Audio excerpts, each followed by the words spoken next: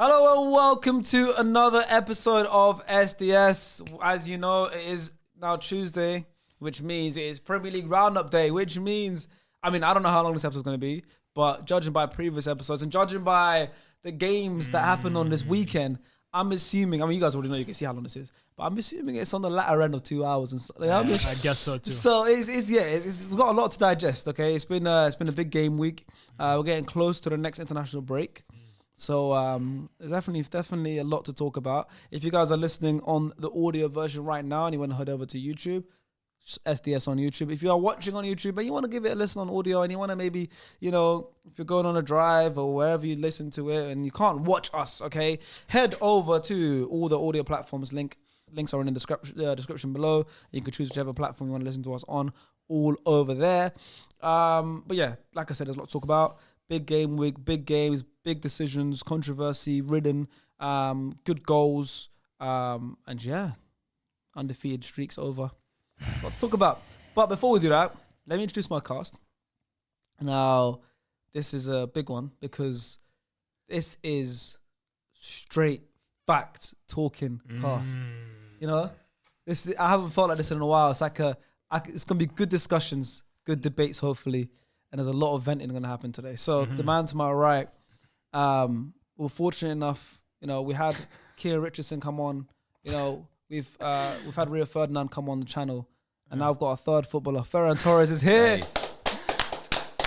Thank you guys. Hola, ¿cómo estás? Yo soy... Welcome. Yeah, it's good to be back, man. There you go, man. In the Barca shirt. They actually won. You won in a SDS video. 4-1. From the Classico video. Yeah. The 4-1 is a reference to his personal record against Faisal. But yeah, he got it in El Clasico game. Obviously, Barcelona lost that day, but you won this off a Ferran Torres shirt. You got Ferran on the back as well. Sir. Ferran number 7. Look at that. Sir. Beautiful. Opposite us and opposite Lias, we have the man, the legend, Sugar Sean. What's happening? Welcome back. Good. Lots to talk about for you guys today. Of course. Big game. I'm not happy, but, there's two people on this side that ain't happy. We'll speak about it because the man directly next to you is a Spurs fan and is Mr. Fuad Gadani. Woof, woof. Woof, woof. No dog today. It's a dying dog. He's a puppy today. It's a dying dog.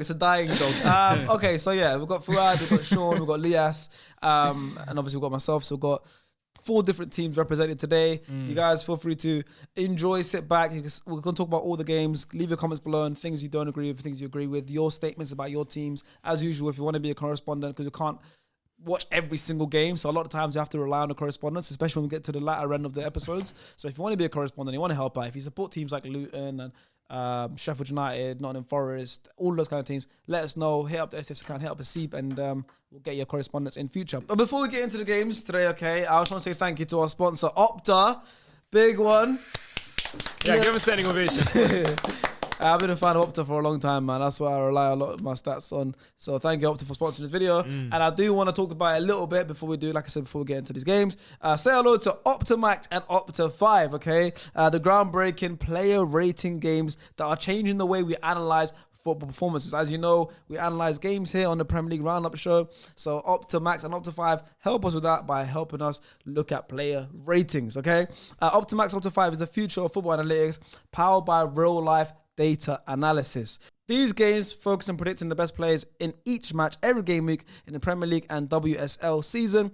Opta use over 100 player metrics to measure performances, so it's very, very thorough.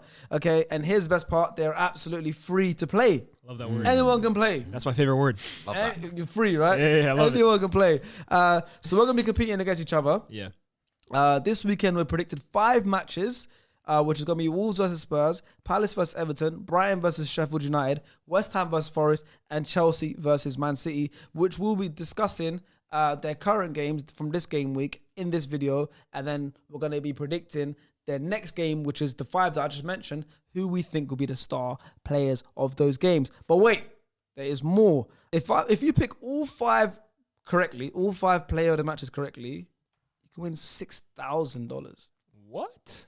That's insane. Yeah, I need that bread, man. Obviously, the jackpot will be split if there's multiple winners. You know, So if there's 2 people that can answer correctly, share. Yeah. 50-50. If you participate in both Optimax and Opta5, you could be on your way to winning the end of season cash prize. Okay, these games work hand in hand towards the overall leaderboard. So make your picks count every single match. Okay, download the app now, okay, guys, to start playing Optimax and Opta5. Let's see who knows the most ball between the SDS boys here today. Let's do it. Most likely it's going to be me, let's be honest. Stick the hosting, please. About that one, G. But see how you get on yourself, and hopefully if you do smash it, you might be able to win the ultimate prize. And if you don't, you get to have fun and bragging rights, you know what I mean? But I'll be mentioning some of those games as we get on in the video, and we'll be predicting who we think will get the best player ratings in those games. Let's get into the first game, boys. The first game I'm going to talk about, like I said, we got Fuad and Sean here. It is the key fixture of the weekend. I said this on Twitter before the game started. I said, this is the London derby. Really? For me. I'm an Arsenal fan. We got a good rivalry against Chelsea. Obviously, we got the North London derby against Spurs. But for me, for some reason, when I watch this game, maybe because I'm out of it, when I'm watching an Arsenal play Chelsea or Spurs, I've got personal attachment and emotional. I'm locked in. But when you're watching it as a neutral, you get to appreciate the game more. Whenever I watch Chelsea Spurs, it's like I just feel like there's more hatred. It's a dog fight.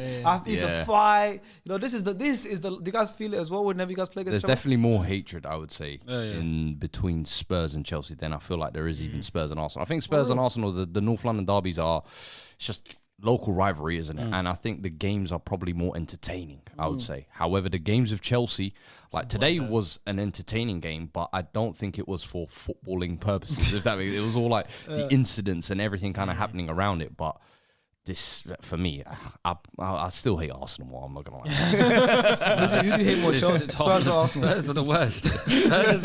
Well, listen, it's more than football in Spurs rivalry. Everyone hates Spurs. Yeah, but it's West Ham don't like you. We don't like. No one does Palace, business with you. Millwall, include them all. They all don't like us, bro. I'll be seeing man at boxing events and they come to unison just to hate Spurs. If you hate Tottenham, stand up. Everyone stands up. Nah, bro, what are we done? I always say this guy, anyways. I think he's a bigger Arsenal hater than he is a Spurs fan. I think so, isn't it? I'm convinced, actually. The way this guy talking about Arsenal, bro. I think so. But let's get into this game because what a game this was. I was hoping this wasn't going to be a board draw. It definitely wasn't a board draw. Game finished 4-1.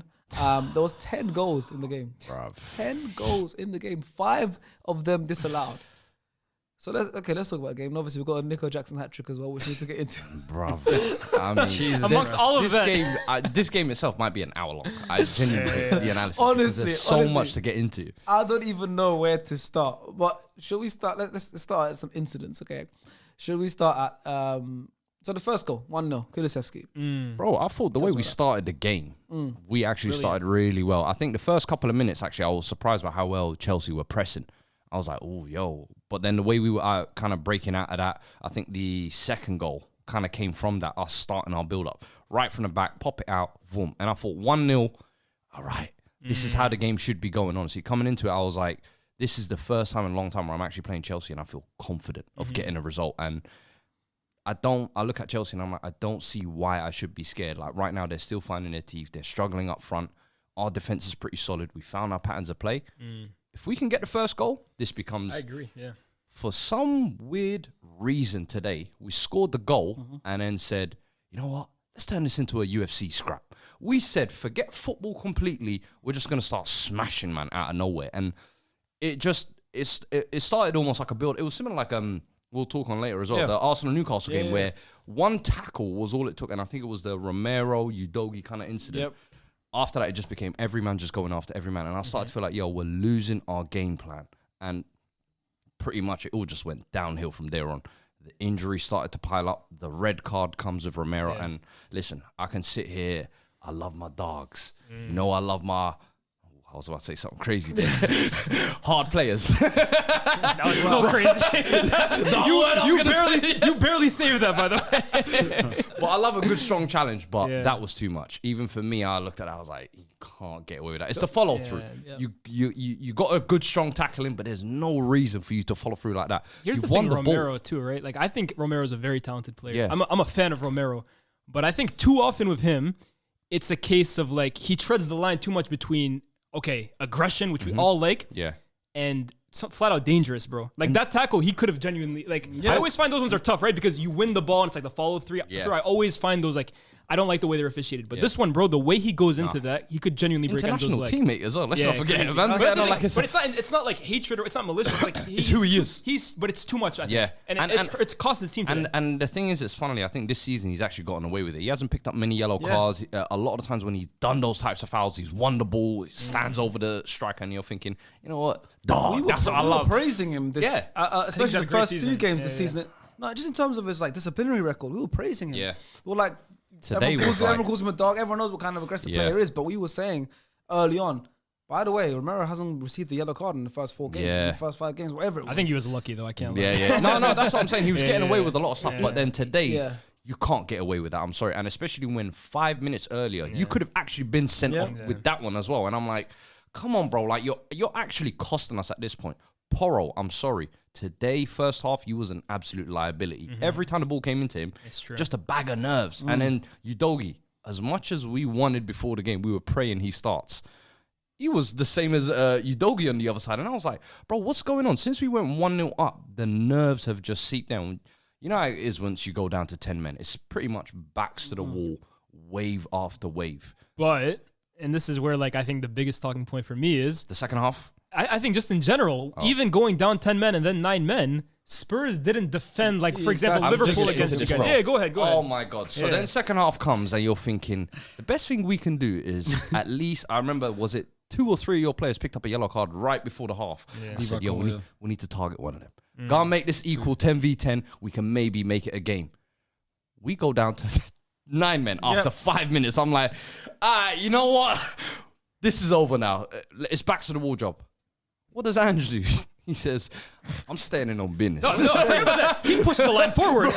They were playing at half field. I'm standing on business. 1 man v 50 army on the halfway line. I said, Vicario, sweeper keeper. You know what?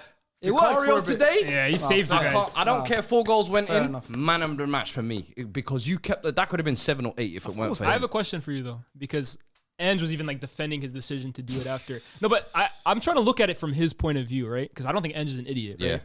Do you think he kind of looked like, okay, I got a back 3 right now of Eric Dyer, Emerson, Pedro Porro. I'm inevitably going to concede with these guys if I sit back anyways. Yeah. So let me just like Deontay Wilder this shit, like try and get a knockout. No. And it almost worked. Yeah, and they could have, you guys had chances to score. Bentancur, right in front of Eric Dyer.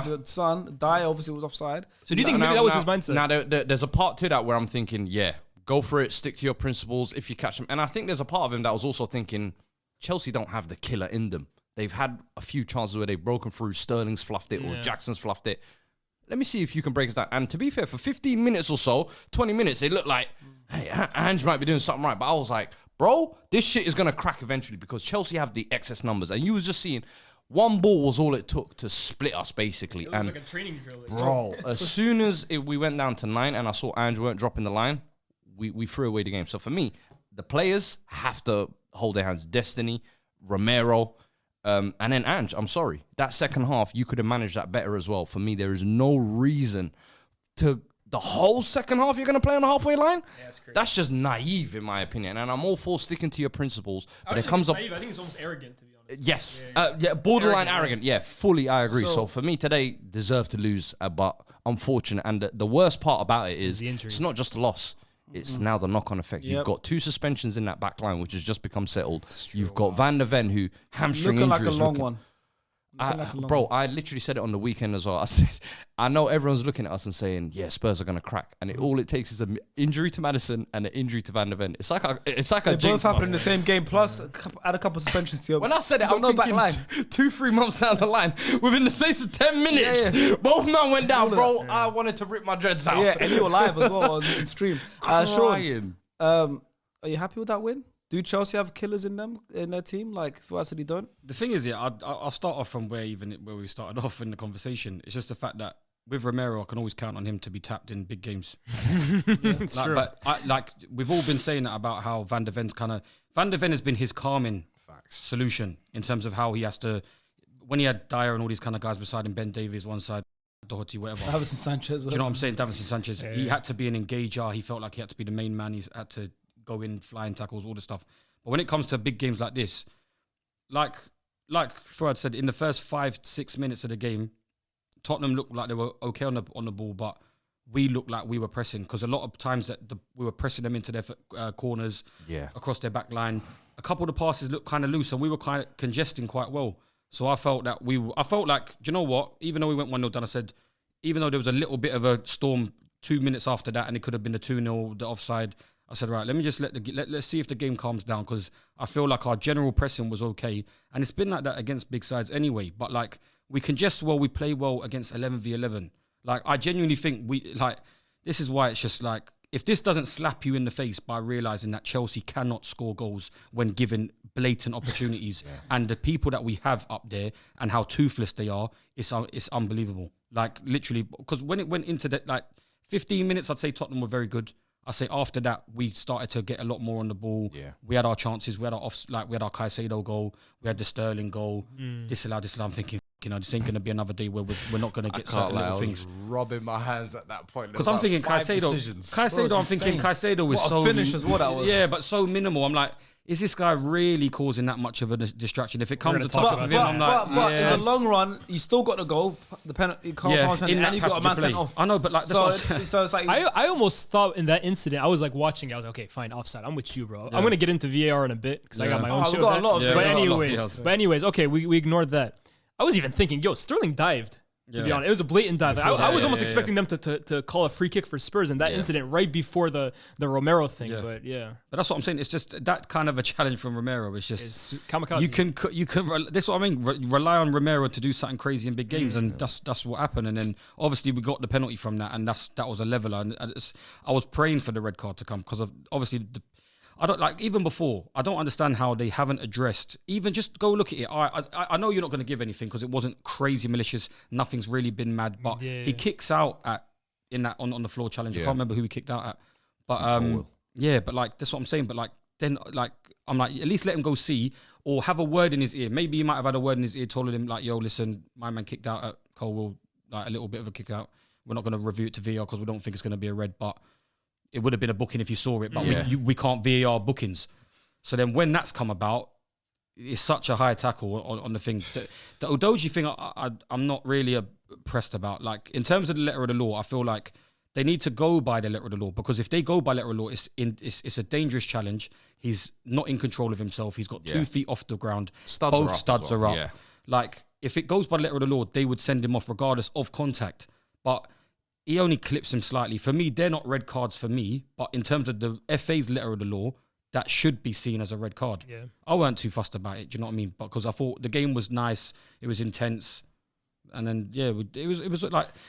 Second half must have been frustrating for you, though. Because I'm thinking, if I was a Chelsea fan watching that, I'm seeing my team go wave after wave, and like, it was borderline embarrassing. It was borderline embarrassing. People was like, where we were watching the game, everybody are laughing.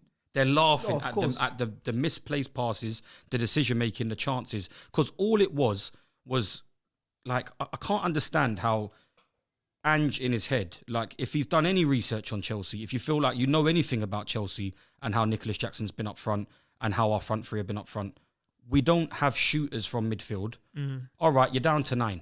At 10, I'm saying fair enough. At 10, all right, if you fancy yourself a little bit, then cool. You're at home, you fancy yourself, you think you've been playing well this season. All right, cool. I don't think Tottenham are necessarily that great, but all right, cool. Your philosophy, you want to be on the front foot, cool. 9 men, you can't be standing on the halfway line with a team that have a bit of pace in behind. Sterling lives off of a given goal. They brought on Mudryk as well. And Sterling, every single time was there. And it got to the stage where at 75 minutes, Sterling said, "Bun you lot, I'm holding the ball.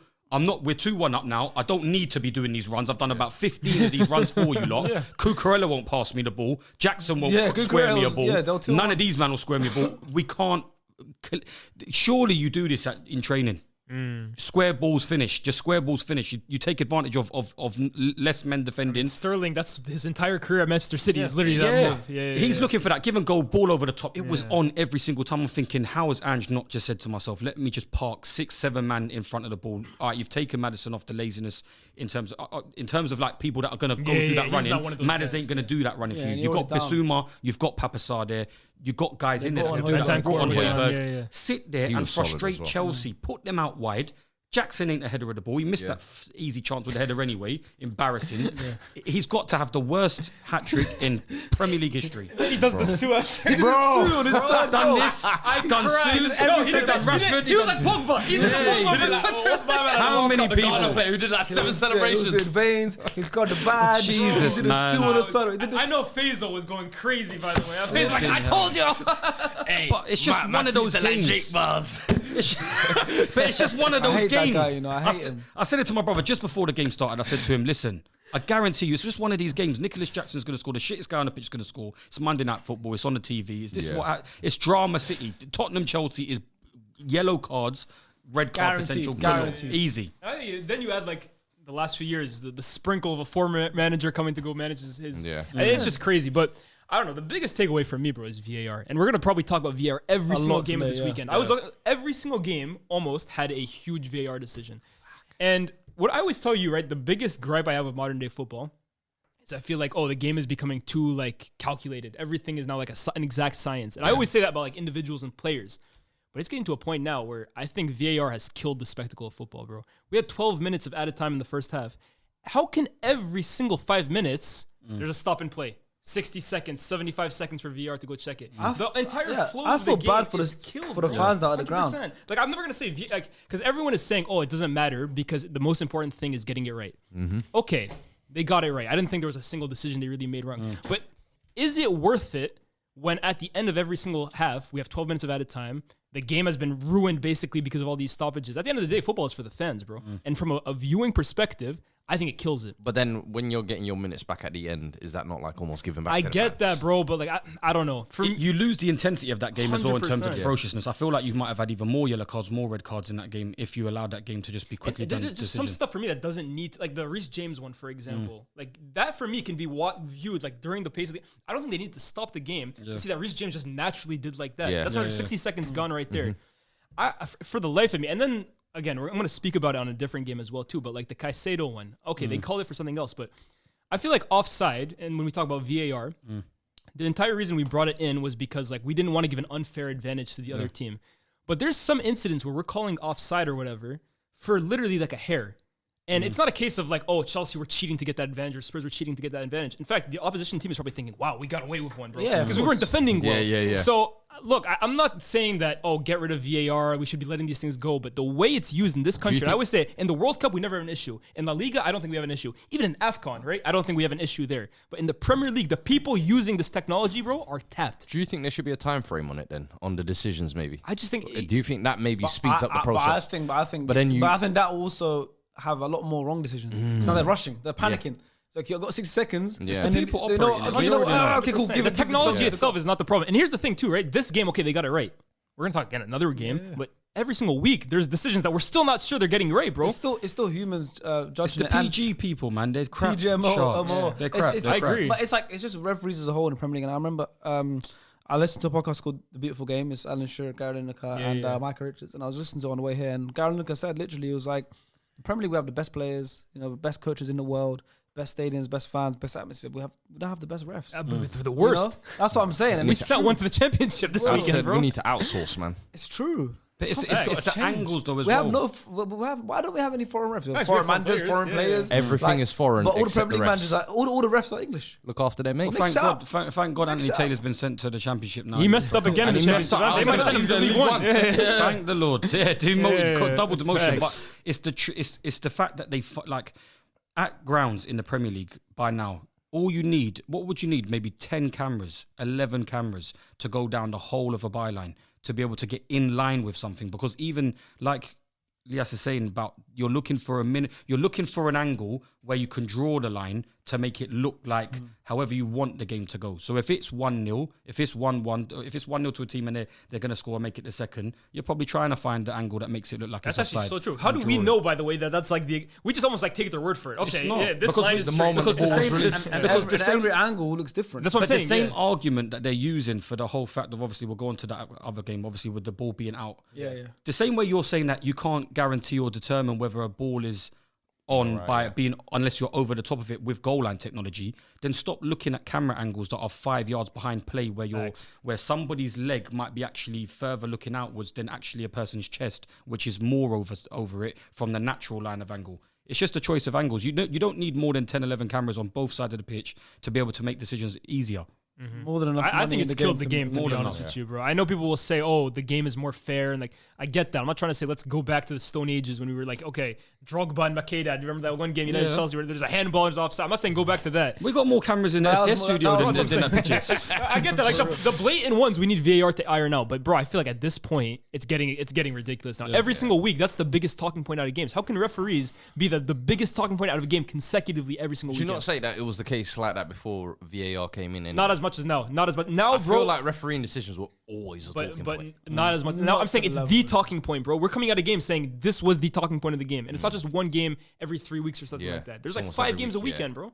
I hear it. But staying on this actual game, well, the 5 goals that did get disallowed all seemed pretty fair to get disallowed. Yeah. So the 5 goals did, were all right. It's the ones that did go in, and I think with Chelsea. Obviously, you won the game 4-1. You tweet before the game, you had a feeling you're going to win. Yep. This isn't obviously the way you thought it was going to happen. No, I know, but it's just the I'm an old man. I'm an old man. Actually, to be fair,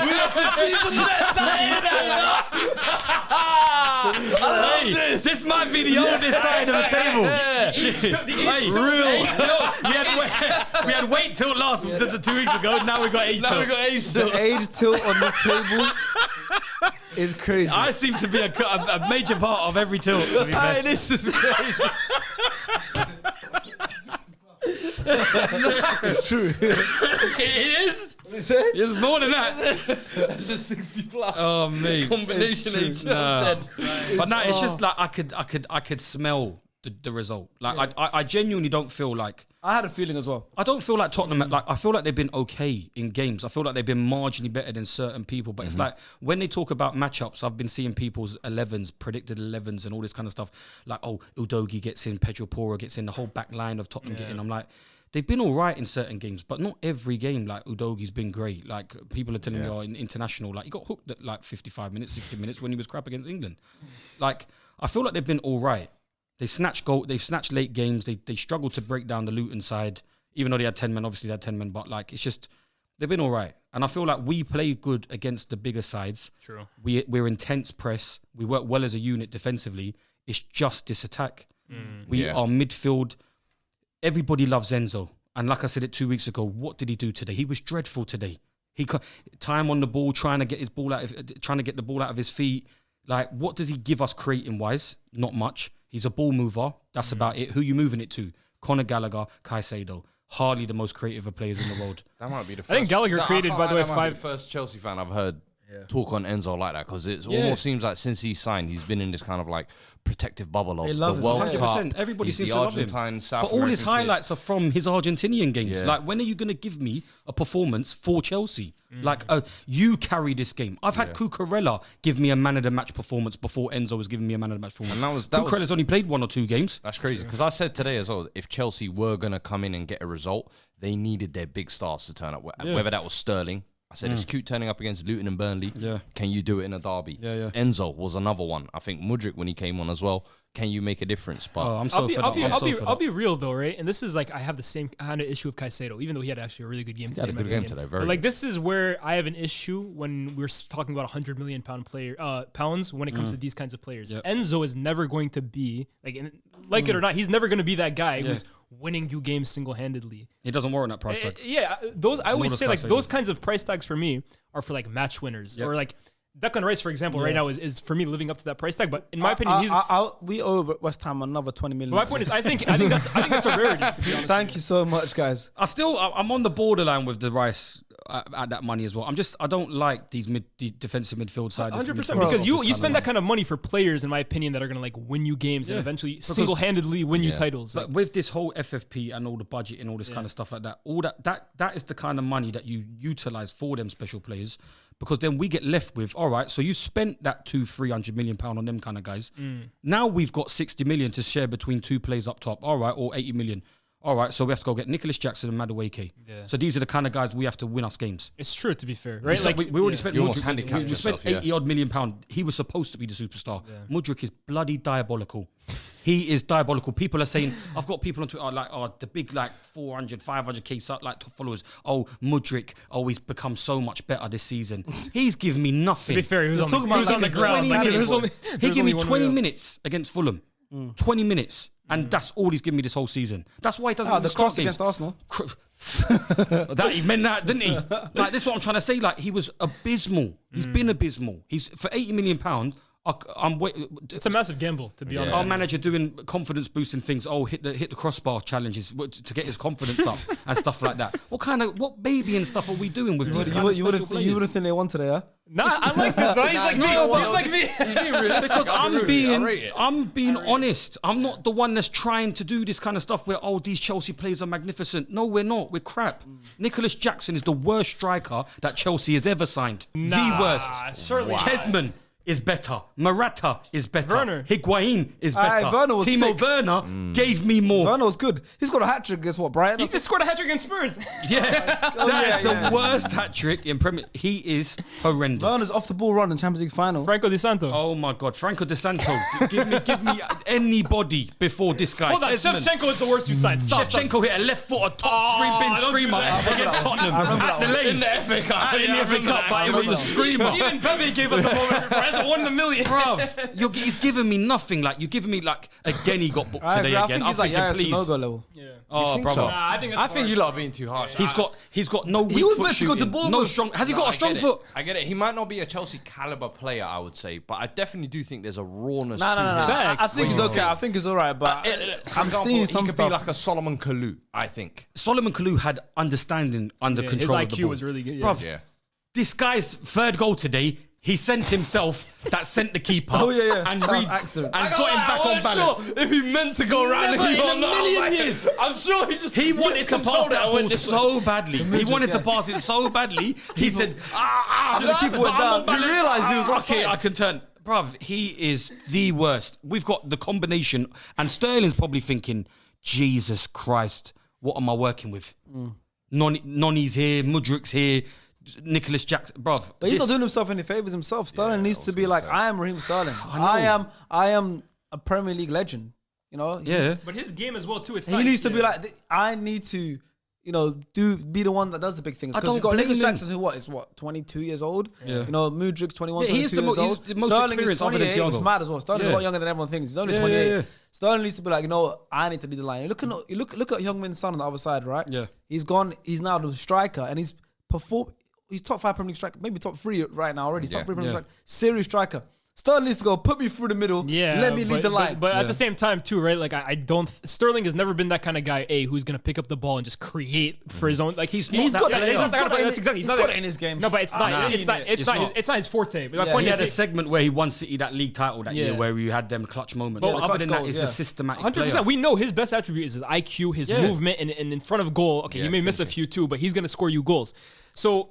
In this kind of team, when he has been played through, he's Chelsea's top scorer. Oh, maybe not anymore because Nico Jackson. Well, I still think he's up there. But it's like, how many through balls have been sent through to Facts. Vicario, where Vicario's been able to come Facts. off of his line and clean up quick. A top team. If he was playing for Spurs today with James Madison, Kevin like, De Bruyne. no, but forget about De Bruyne. If you look at James Madison, if he's playing behind him Yeah, and getting the even chances, certainly scoring goals. the weight of the passing to through, but like you're sitting on the halfway line, you've got a 30-yard gap.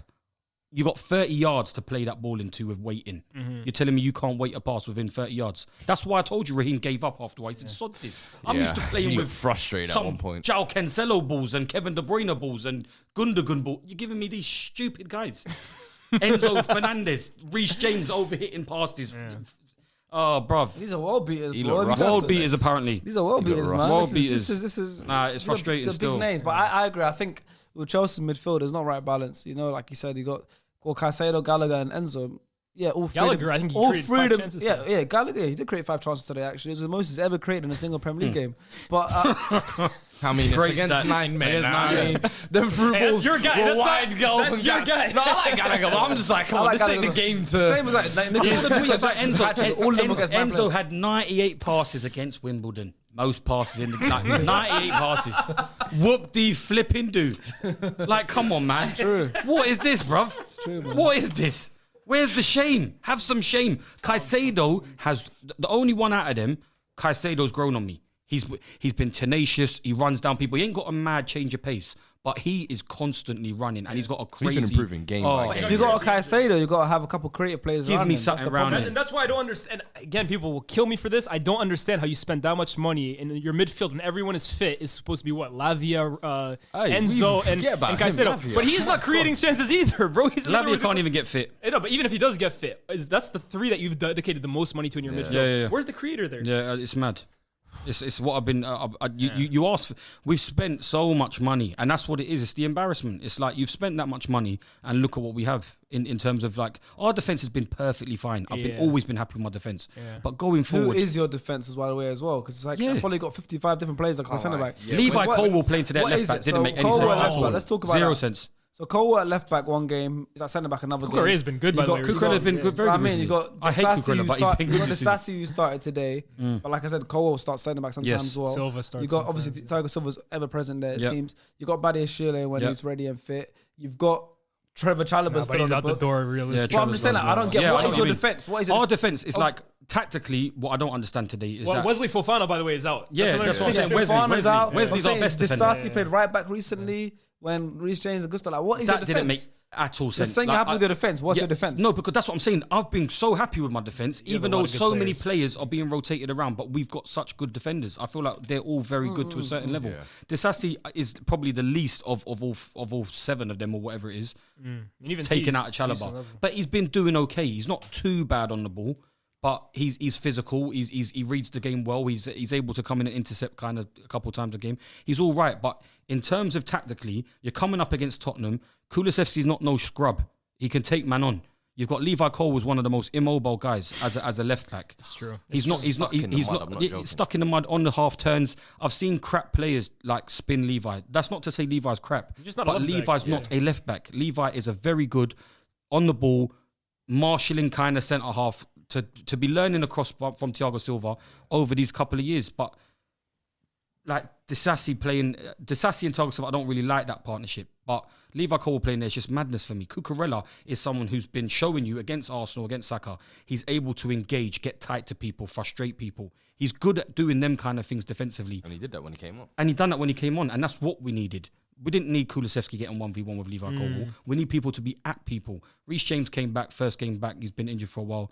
He done all right. He done all right on that side. Brennan Johnson didn't really get past him too much. He stands him up well. Well, Brennan That's what Johnson was Reece a is good at. victim of the Romero's Yeah. sending off, so he got subbed So off we didn't for get to see it that long. But like, I felt like Reece is always going to be our right back. You know what I'm saying? But in terms of our centre halves, I just feel like play Thiago Silva, play Thiago Silva and play Levi Colwell for now. That is what we play for now. That is our best centre half pairing. If not, you play Badia Shaw. Badia Shaw, Levi Colwell, to me, they're as good as each other. I agree. They're the 2 guys that play together. Disasi should be the backup. Thiago, like I said before the pod, I said to you, Sharks, I've seen for 25 years 2 right-footed centre-backs play. I don't care about right-footed centre-backs, left-footed centre-backs, where they have to pass on the side of the pitch. It's not hard to take a touch. It's actually so true, right? We see so many 2 right foot. That's actually such a great point. I'm fed up. I know we've had this conversation. But 2 left footers assist. That's criminal. That's criminal. No, you can't do that. But then this is what I'm saying. But Sharks, you used to have this argument with me all the time. You You can have them, bro. Oh, you're being serious. So you're saying that 2 left football foot centre backs changes. allow me there. So football changes. And then no, the worst one. Go on. Left-footed right back. Left-footed right. Why does that never happen? He's a left-footed guy who plays on right back. Bro, Yeah, but that's criminal. the worst. Yeah, but that's criminal. You can't do that. But Because Cucurella- right-footed. Okay, Oh, but you're A swearing. Cucurella. right-footed left back, fine. That's fine. Oh, but you're How? saying a left-footed right back. Never. Don't Okay, do where's that. the theory, Sharks? Don't do- You know what? Bro, left footers, they're just wired differently to right footers. Yeah, that's funny. You know what I mean? It's So you're saying it's just cognitively human it's physics. different? Yeah, cognitively. It's actually true, bro. How? It's science. How? It's the All right, brain. here's the science. So I'm saying right This is a smelly one. right footers. There's a reason why 80% of the world are right-handed right foot. Yes. Right footers, they're naturally better with their weaker foot than left footers are with their stronger foot, right, Okay. or their weaker That to foot. be fair, Yeah. Okay. So if I see a right-footed left back like Tomiyasu playing left back, fine. Right foot left back, Jurriën Timber, fine. We see that a lot. He's leftist. I clock. If I see left foot players are wonderful players. If I see when I saw Cucurella playing right back for you guys, It worked. Done a great I job. had to switch off my TV, man. It He's done a great worked. job. I had to switch It off my TV. But this is what I'm saying. But this is where the theory. This is where the Do you know theory what- breaks do you know what it's down. like? Do you know what it's like for me? Yeah, you know when like someone's scraping a wall or like chalk on a screeching. It's that feeling it It gives grates you. When I see a Yeah. left foot or right back, it just Yeah, but Sharks, these are professionals. Who's the best left-footed right back ever? name. Hold on. There isn't You one. like There isn't left-footed one. right midfielders? Yeah, because you can't end. That's normal. No, but That's I don't different. think I've ever seen a left-footed right back. Because I'll it's be not honest. naturally Like- you're going to like put Cancelo was cutting in too. He's like- right-footed, He's right-footed. left back. But my point is, your whole I thing said is, that's fine. but if He's it's about one of the cutting first. in, then No, it's about the side. It's about being left-footed and a right back. Name me. I can't think of one. Honestly, I There's can't too think many, of but one. you can there name ain't plenty. You can play plenty of right foot left. Play by How many? left back. How many? Percentages, isn't it? Name me them. Cancelo. Name me more than Cancelo. Philip Name Lahm. me someone Tommy else. Philip Philip Lahm can play left back. Oh, come on, Sharks. Zambrota. Sharks, they're top professionals. If you can't take a simple touch with your weaker foot It's true. There's on something a behind it, that's receiving true. the ball out wide, it's pointless. This is why I don't Why do you understand think it. the manager's like the balance? Pep is doing the same thing. If Yeah, someone if can you- find if us a you've got that left-footed option. right back, say in the comments. I Yeah. can't think of a single There's been one. people that played the like Saka's filled in. I remember and I hated it. Like Right Kukurea, back. like he's filled in before when there's like towards the end of the game when you're filling in. Kukurea is filled in. He's okay, but what I'm saying is like Cucurella's not great with his right foot. So he's got quite similar both feet. So give him the ball. But this is what I'm saying. The demand of the passes that you're asking for players, they're not massively... You don't have to have defense splitting balls from your defense, from your defenders. They don't have to be miraculous. A little slip. You've all said it. Like even at foundation of level football, you pick your moments. You don't always fizz a nice, sexy ball into the DM every time you that get it's red. on. Even if it is like a tight angle, you don't have to force it. Pick your moments. Play a simple pass. Move the ball.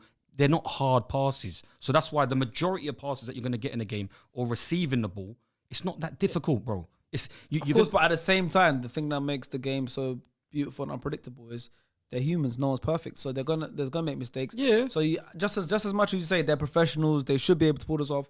They're also it's the Of mistakes course, that there's make going to be mistakes, but I'm make saying them openings and allow the but other I'm team talking to about attack. tactical things like that. I don't feel like that's massively going to change much. I don't think like it changes that much. Yeah, I mean, but yeah, it's not that bad. But like, there's a reason why there's the whole right foot, left foot, centre backs. That's why now left foot centre backs are worth so much. Oh yeah, of course, because the not angles that many they of can them. play at. I see. so many of I them. see it as more of a thing where it's more defensively. Sometimes it's like Thiago Silva's very used to playing on the left hand side of it because It's even he's, the angles at which you Van defend. Dijk plays left the centre angles back. the way how he Van defends. Dijk plays left centre back. No, That's but I'm fine. saying it's the way that you should. Like some people are very good at the way that they cut off the angle down the line for when they cut across goal. Like when people are cutting inside of them. True. Some people like that kind of shape. Thiago Silva might not be great on the back foot with a ball coming over his head. He likes to engage at the near post and coming in for runs, dispossession kind of people.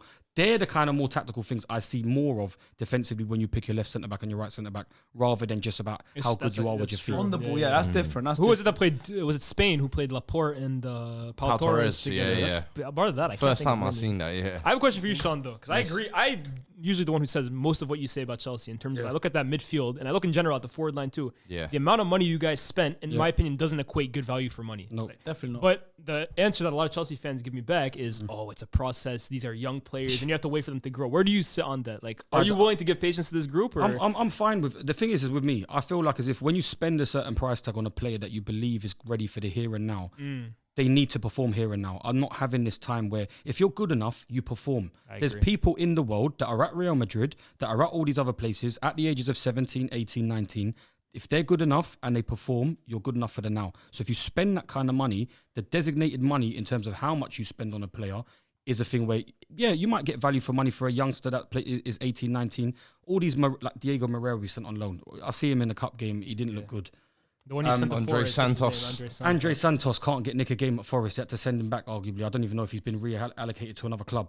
You've got, obviously, Noni Madueke, cheap, young, but he should be ready for the here and now. Angelo is our best, probably, winger, and he's out on loan, but we sent him out on loan, where he should be the one that's getting game time and minutes here over people like Madueke. You've overspent in areas out wide, like that you don't, these are not the plays you need. You need, like I said, when we had like Nicholas Jackson come off, we don't have Broha fit.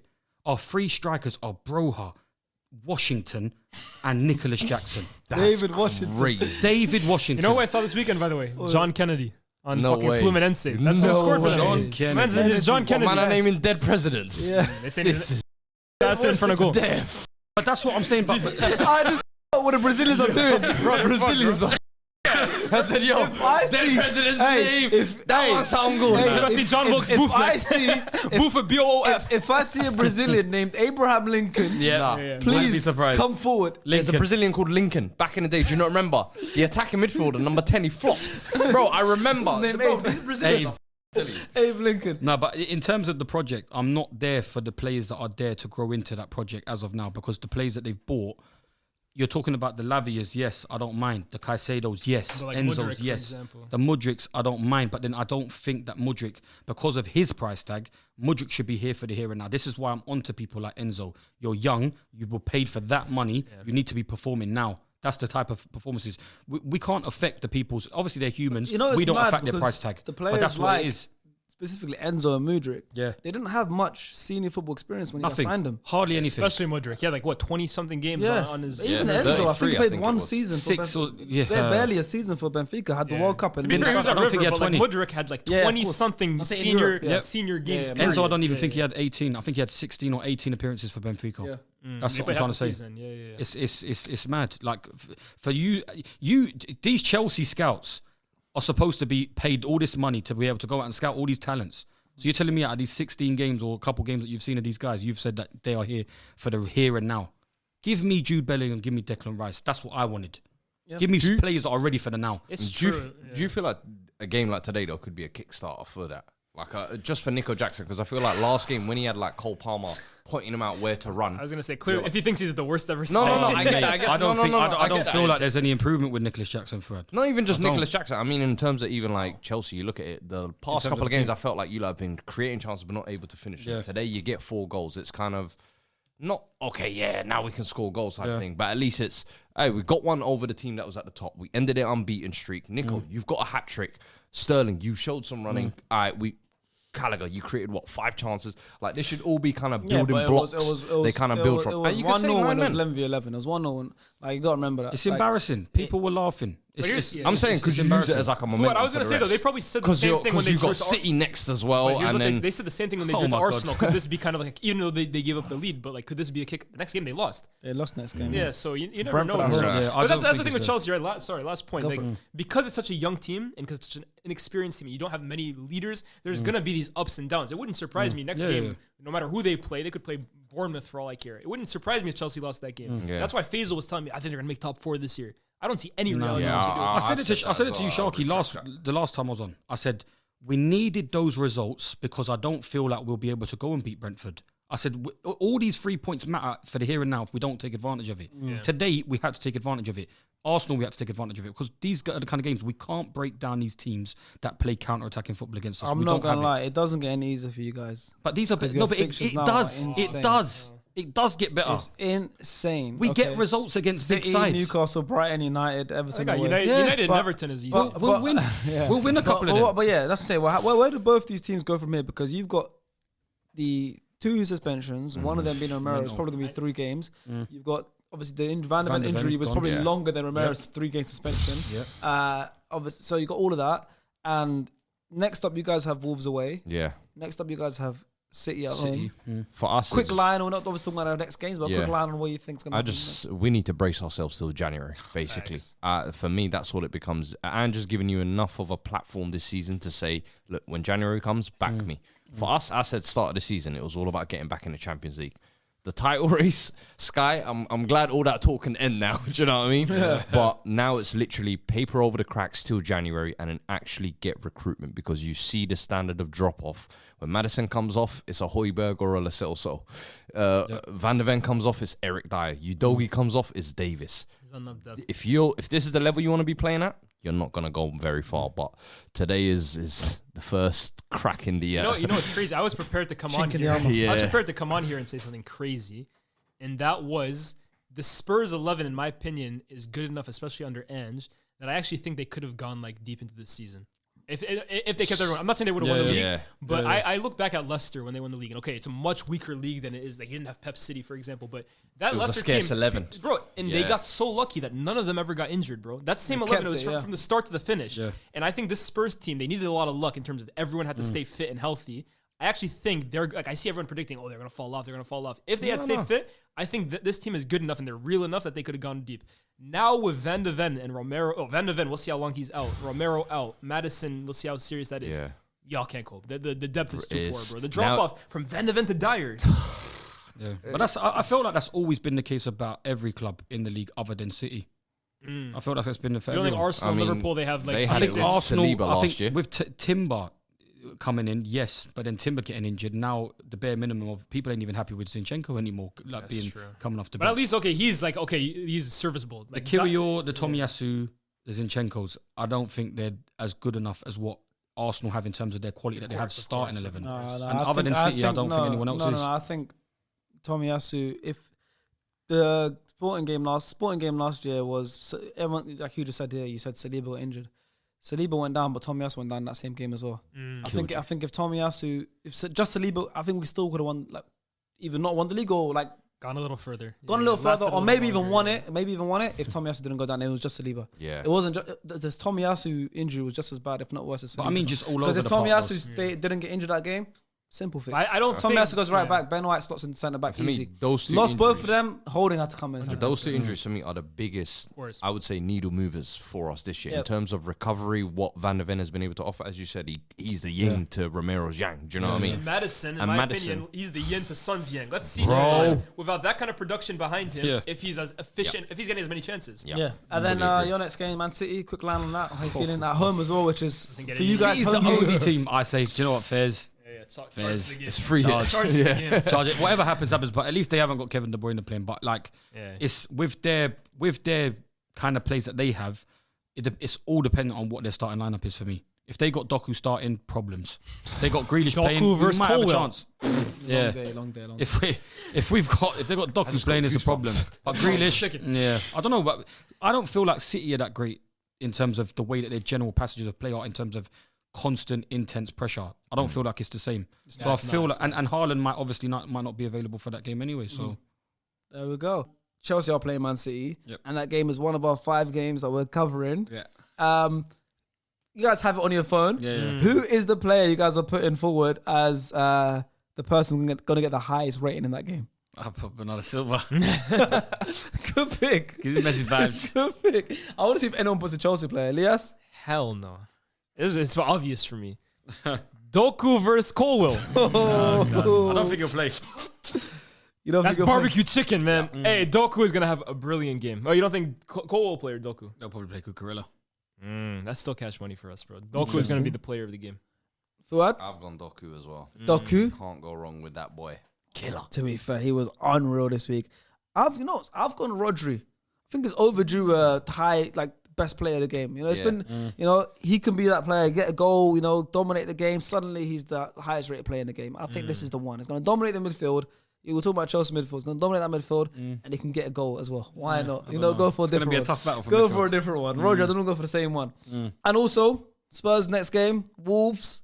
Who's the player we're putting forward for that game, boys? Obviously, with all the red cards and injuries, and the squad is looking very punctured at the moment. So there's one man we got to rely on. Number 7, Son Heung-min. Oh, that's my main man. El Capitan. That's what I'm going for. Son? I don't think Tottenham win that game. That's what I'm saying. I think Wolves win that game, and I've gone for Matheus Cunha. Oh, good dangerous pick. player. I mean, yes, no, they struggle against him. Yeah, First we made game him look season. like Kaka, to be honest with you, bro. In transition, bro. I'm kind of like you, Sean, to be honest with you. I like Spurs, but I like them when their starting 11 is fit. I don't rate the depth that they have. So I think Wolves can give them a problem. And I think Pedro Neto's been the star, but he's out. I think Hwang has been really good. I've gone for Hwang. Yeah, I'm going to go for Hwang. I've been impressed by him this season. I've gone for Hwang. Battle of the Koreans. Yeah, countryman. Let's see who gets the highest rating. But with that being said, let's go on to the next game. Next game. Oh, we love it. We'll go over to St. James's Park. Right at the top of the country. Newcastle 1, Arsenal 0. This is All right, so now we're going to Luton versus Liverpool. I'm going to say, this is a nightmare blunt rotation for any Arsenal fan watching this, bro. They're looking at us 3 right now. They don't want to see us right now. No chance. Hey, there's quite a bit to talk about in this game, to be fair. Some some talking points. Obviously Newcastle won the game. What else there to talk about? I don't know. I can't lie. The general passage of play throughout that game was pretty shit, to be fair. So there ain't much talking points in terms of. It was a real battle. It was That's a frustrating. battle, bro. It was frustrating. Game. That was a UFC scrap. That was But not every Newcastle game at St. James's Park this year is a UFC fight, bro. It's intensity from minute 1 to minute 90, bro. But do you know what the worst thing is? I don't felt like they set the precedent for that. You think Kai Havertz did? Kai Havertz. Hey. Stop. Don't lie, you were impressed by Havertz there. Can't lie. Kai Havertz. He moved you a little bit. I was moved on I that was not day. moved whatsoever, bro. I said, yo. Be yourself, Kai Havertz. That ain't you, bro. You ain't fooling me. Arteta's trying to turn this guy into Joelinton, bro. except Kai Havertz ain't got the intensity of Joelinton. No, he for about 45 minutes of that game, he was out Joelintoning Joelinton himself. I He was ain't outrunning sold, him, pressures, winning the ball, Hey, tackles it was the on best his game- man. it was the best game I in said, Austria. you know what? Yeah, well. This is the tempo you need What I to always say, set. in the land of the blind, though, man, one eye is king, bro. That's the one-eyed game. But he used to pick them kind of moments for Chelsea last year. When there were big games or rivalry kind of games, he'll pick himself up and he'll say, right, big games, I'm going to put in a shift. And that's what he done there, innit? That's what it was. But How about some goals, man? But give me do you know something. what? Low key though, it was good because obviously it gets the team going. It gets, All jokes but then it aside, was bad because now you wake up Newcastle, and as soon as you turn it into a fight for them, it's like, oh, we're allowed this. he got 3-man book though. it was a good exchange He rate. got 3-man book. The second half that changed quick. But it was not. But I said back in the last season, going away to Newcastle, it's just tough, man. bro. I said it. It's like you go there. The average height is like 6'1" in their team. They're all huge. They're like titans. Yeah. And the, And the atmosphere stadium's too, big. yeah. The stadium's big. It's high as well. You know, all your away fans are situated right at the top. Nosebleeds. Right in the nosebleeds, You got, bro. you like, got 60,000 fat, bald, yeah, yeah. Newcastle You know what I fan. mean? We're wearing thobes. That same tattoo on their chest of the Newcastle fan. Wearing thobes. Yellow teeth. Their breath kicking. That's St. James's Park, bro. Have you had a bad experience He there? wasn't gonna stop anytime soon as well. Hey, never got Newcastle. You're playing 15 men, bro. That's like Lias going to a bad restaurant, Bro, exactly, That's bro. like a bad restaurant review. But me, I love watching Newcastle games because of that, bro. I love y'all, bro. That's my favorite fan base in the I league right wasn't now. even finished, but yeah, Elias was going in. But yeah, like I said, so you have those huge like titans of men, Yeah. and there's something about the black and white stripes on the shirt. That must make you dizzy as well when you're in Like the pitch. You know Juve. what I mean, bro, it's just like it's like hypnosis. Zebras. It's dizziness. It's a tough place to go already, right? So obviously, we were undefeated as well. Both of us lost our undefeated Premier League record this weekend. North London forever. North London forever, man. But yeah, so yeah, obviously it was Y'all irritating. it was a dog fight out here, y'all. It's a dog fight out here, It was dog. a dog fight, but yeah, so it was a lot of like, obviously controversial decisions. People said Havertz should have gone off, been sent off. I don't think so. I do think Bruno G should have been sent off. I think both of them should have been You ready. know what I mean? I think Bruno G should. But if you think both of them, then okay, it balances itself out. But the key talking point, we'll talk about. I want to talk about Arsenal and what I think about our season so far. People saying obviously it's not as good as it was last year. It's clear to see at the moment it isn't, and we'll speak about why we think that is. My point of view, obviously all of your points of view as fans from all of our top 3 rivals, in my opinion. Do you know what I mean? So I want to hear about what you guys think about Arsenal in this season. But first, let's talk about a major talking point: the goal, the Newcastle goal. I think Jacob Murphy swings it in, overhit cross. Joe Willock, Arsenal Haaland boy. I hate that it had to be him as well, man. That's my boy, man. I hate it had to be him. Saves the ball. Saves the ball. Keeps it on the pitch. That's what it went To be down fair, as. I think it's been deemed that it wasn't. So let's talk about that first. That's the first phase, right? Yeah. The ball. Was it off? Was it in?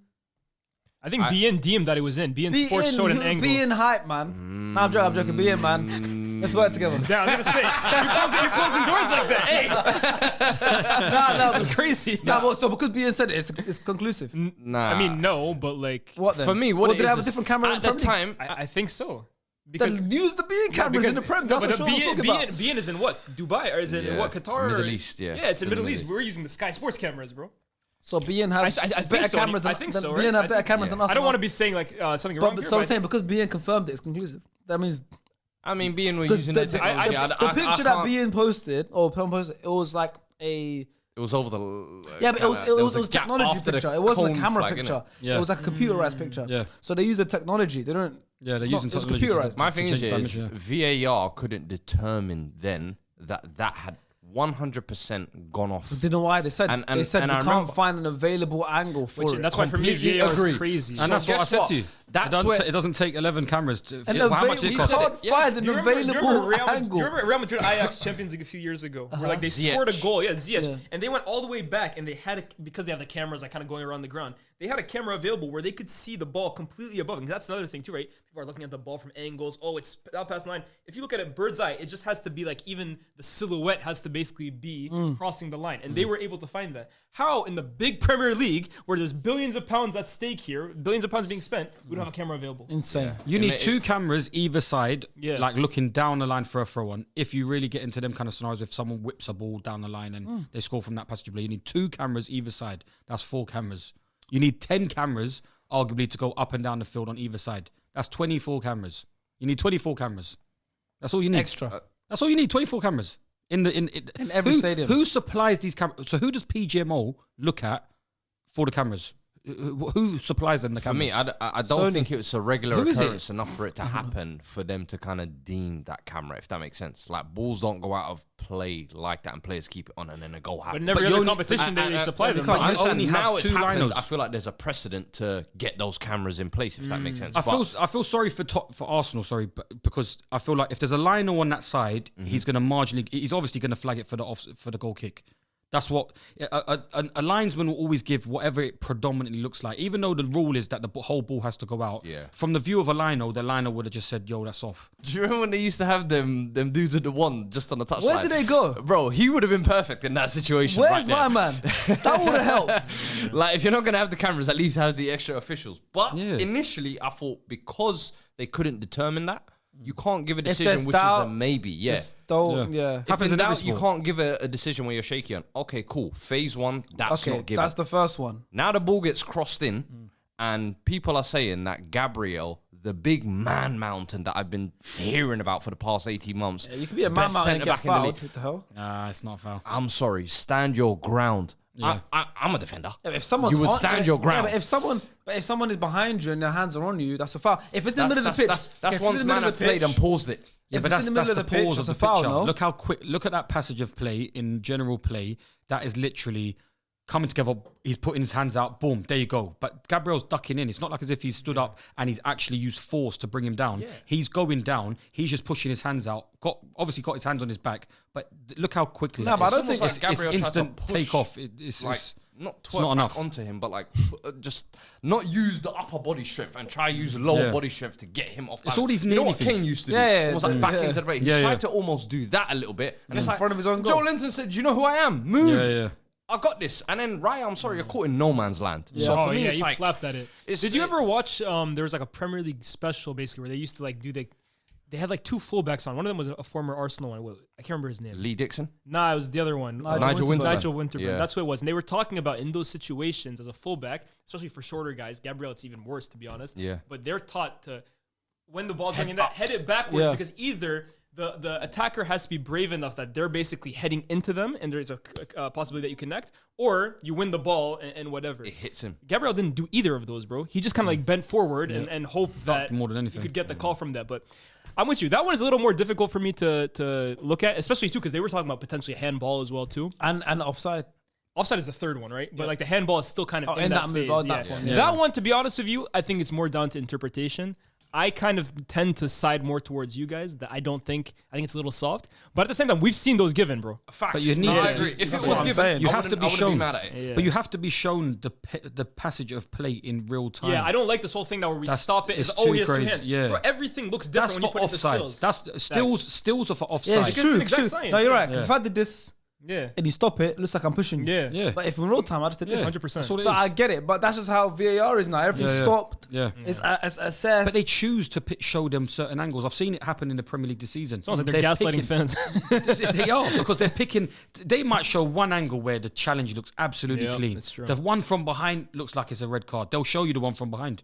They'll show you that 3 times. Show the other angle once. He's already made up his decision from the first thing he's seen. It's poor still. But And the third there's nearly things with that whole Arsenal passage of play. The 3 VARs, they're all nearly things. That's why they're like, oh, we got robbed. No, it's just that they're nearly things. Because it's happened back to back. Yeah, that's what it is. It's like It's also because of how much time. It's also because how much time it took. I Yeah. think as well. It goes back to what I was saying. Bro, first of all, it completely changed the momentum of the game in my opinion. Yeah, and it also 100%. took like 5 minutes to get to a decision that they were going to give anyways. Yeah. Because even the third instance, then you got the third part of the VAR is that they couldn't determine Gordon because from the left hand, from the far side angle from where Gabriel is, Yeah. you can't see Gordon's one of his legs. Yep. So you can only see his knee. So now they're thinking, right, for offside, where do we draw the line from the point of contact from here? Because we can only see his knee. Then they've gone and flipped it the whole completely other angle and seen it from the other side to just check where his leg is. So then his leg looks like it's actually more outstretched than the knee.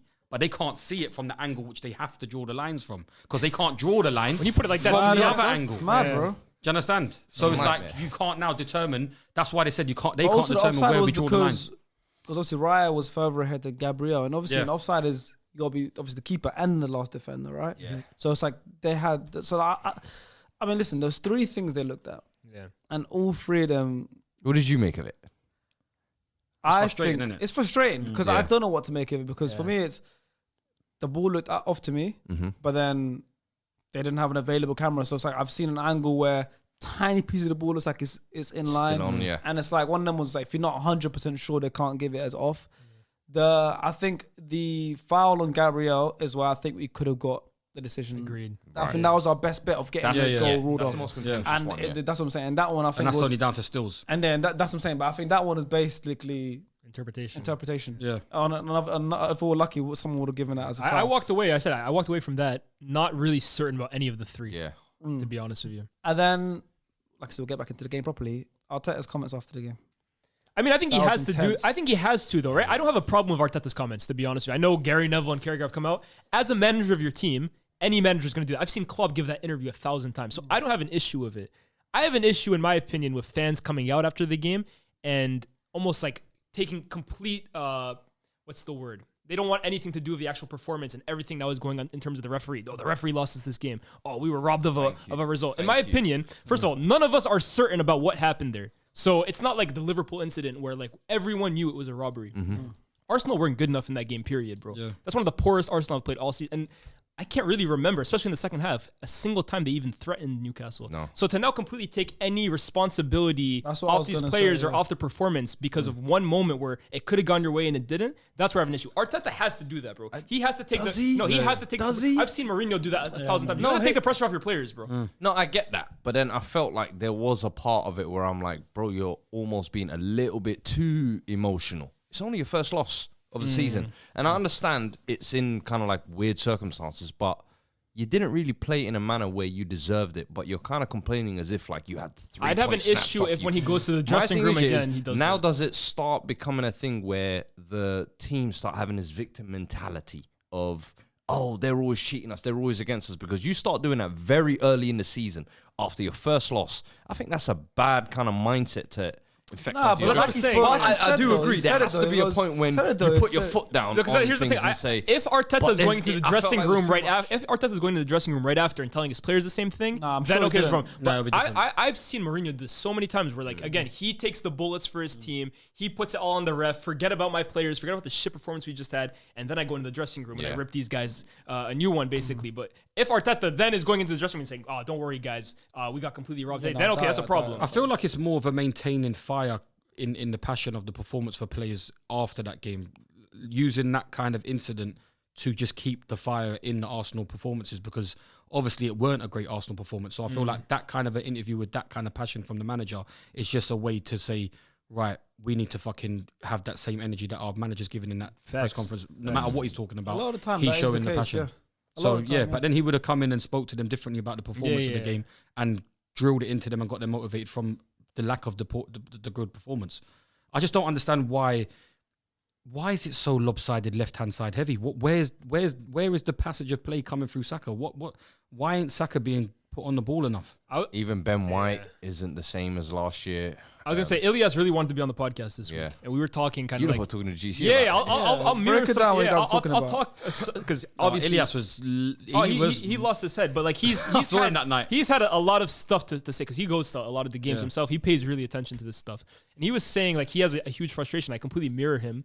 That last year, what made Arsenal great, in my opinion, was like the relationships between certain trios. Like you had the triangle on the left of Xhaka, Zinchenko, and Martinelli. You had the triangle on the right of White, Odegaard, and Saka. And like in my opinion, all of Arsenal's good work offensively came through the relationships they had. Xhaka's overlapping Martinelli, which lost him space. Zinchenko was playing in midfield. Same kind of White was so effective with the overlap, gives Saka space. Him and Odegaard have a good relationship. But you're taking out Xhaka and you brought in Kai Havertz. And sometimes you're bringing Tomiyasu now playing in left back. And I think it's completely isolated Martinelli into a role now where he has to have a lot more responsibility when taking on his fullback and creating. And I don't think that's really his game at this stage in his career. It's not. Saka on the right-hand side, I think it's a mixture of things, right? I think he's drained physically. I think like he's been overworked. He's been overplayed, in my opinion, in the last few games. He doesn't look physically ready. And the second thing, well, there's three things. Odegaard, in my opinion, has dropped off in terms of creativity this season. I think now he suddenly wants to become like a striker, the amount of shots that he takes on edge of the box. I look at Ben White. I think his intensity for the goal was an absolute joke, right? I think he's gotten away with it because it's so much of the VR, but his intensity to go and close out the defender, or lack thereof, is an absolute disgrace for a fullback. But I think, yes, he provides this overlap, but he's not really effective, to be honest with you, bro. How many times do you see Ben White on the overlap put in some dangerous ball, or on the overlap get himself in a goal-scoring position where he's going to really do anything? So, sure, he's giving you that overlap, that option, but if defenders know nothing's coming out of it, it's not as much forget of a that threat. guy. I'm going to double team Saka every That's single what I was time, gonna say. bro. So does that not make Saka's job even harder? Absolutely. And even more impressive for what he's done, especially last season when Ben White was playing. No, yeah, last season especially. But this year, I think it's starting to catch up on him. Again, based on the fact as well, too, he's playing so many minutes. So I don't really know what the solution is. Maybe when Partey comes back, you kind of have a bit more control in midfield, especially going forward. But I personally think this Kai Havertz midfield experiment is something that's massively holding you guys back. I don't know if the solution is bringing in Vieira or Smith Rowe, but I think that Havertz inclusion on the left-hand side in particular, maybe if you played him on the right, it'd be a little different. But on the left, I think it has completely killed Martinelli's impact going forward. Funnily enough, he was the most dangerous on Martinelli. Well, he provides. Yeah, but bro, he's not. I don't think he's not. I agree with you. 1v1 kind of winger. Like he's more of an outlet. So 100%. See, when he scores a lot of times, maybe late on in the game. You know, when the other team have a slightly higher line, you with find the pushing. How many times do you find Xhaka or How Zinchenko many slip him? times? He makes that run inside. Yeah, that Henry finish possible. How many times? He has a high IQ in terms of his movement. But when he's 1-on-1, like he's not a 1-on-1 kind of. He's unorthodox. We'll speak about someone like Doku in a bit. That's a 1-on-1 kind of winger. Martinelli's not a 1-on-1 kind of winger. But you need to know where obviously what your players are good at. There's a few problems. One of them is Jesus's in and out of the team.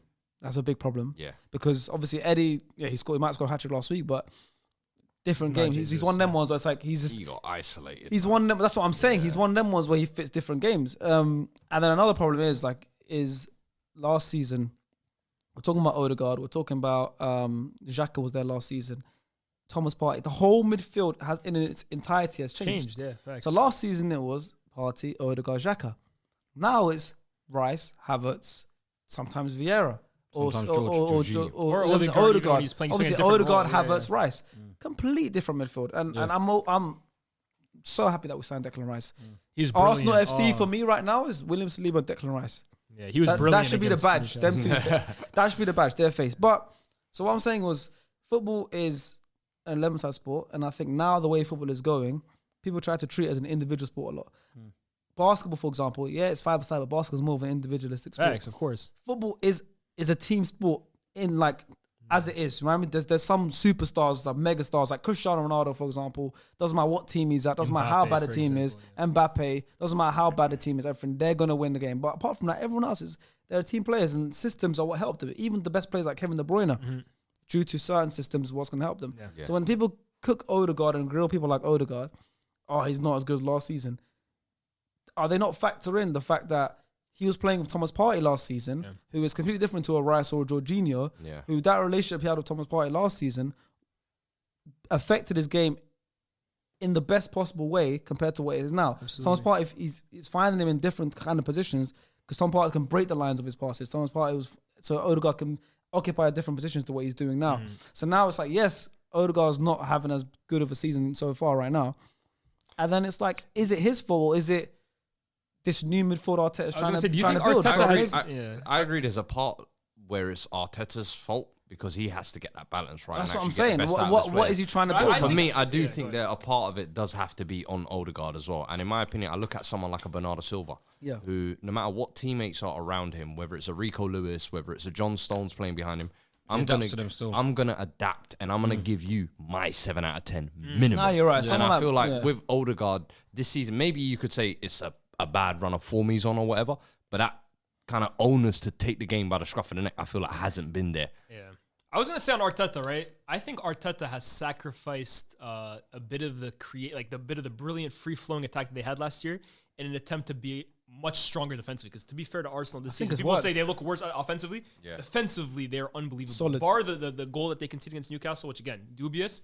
They kept Newcastle out pretty much the whole game. But is the kind of the sign off or the switch off basically worth it if at the end of the day you're struggling to create chances the way you were last season? Well, you know, the best type of defense is always the attack. So it's like when you're able to have that inverted fullback that was much more of a talking point early on in the season from Arsenal last year. Now it's gone to a thing where we don't really have that, and then because Havertz likes to just free roam more than sit in where Xhaka used to pick his moments. Like I said 2 weeks ago, it's the same thing I'm saying.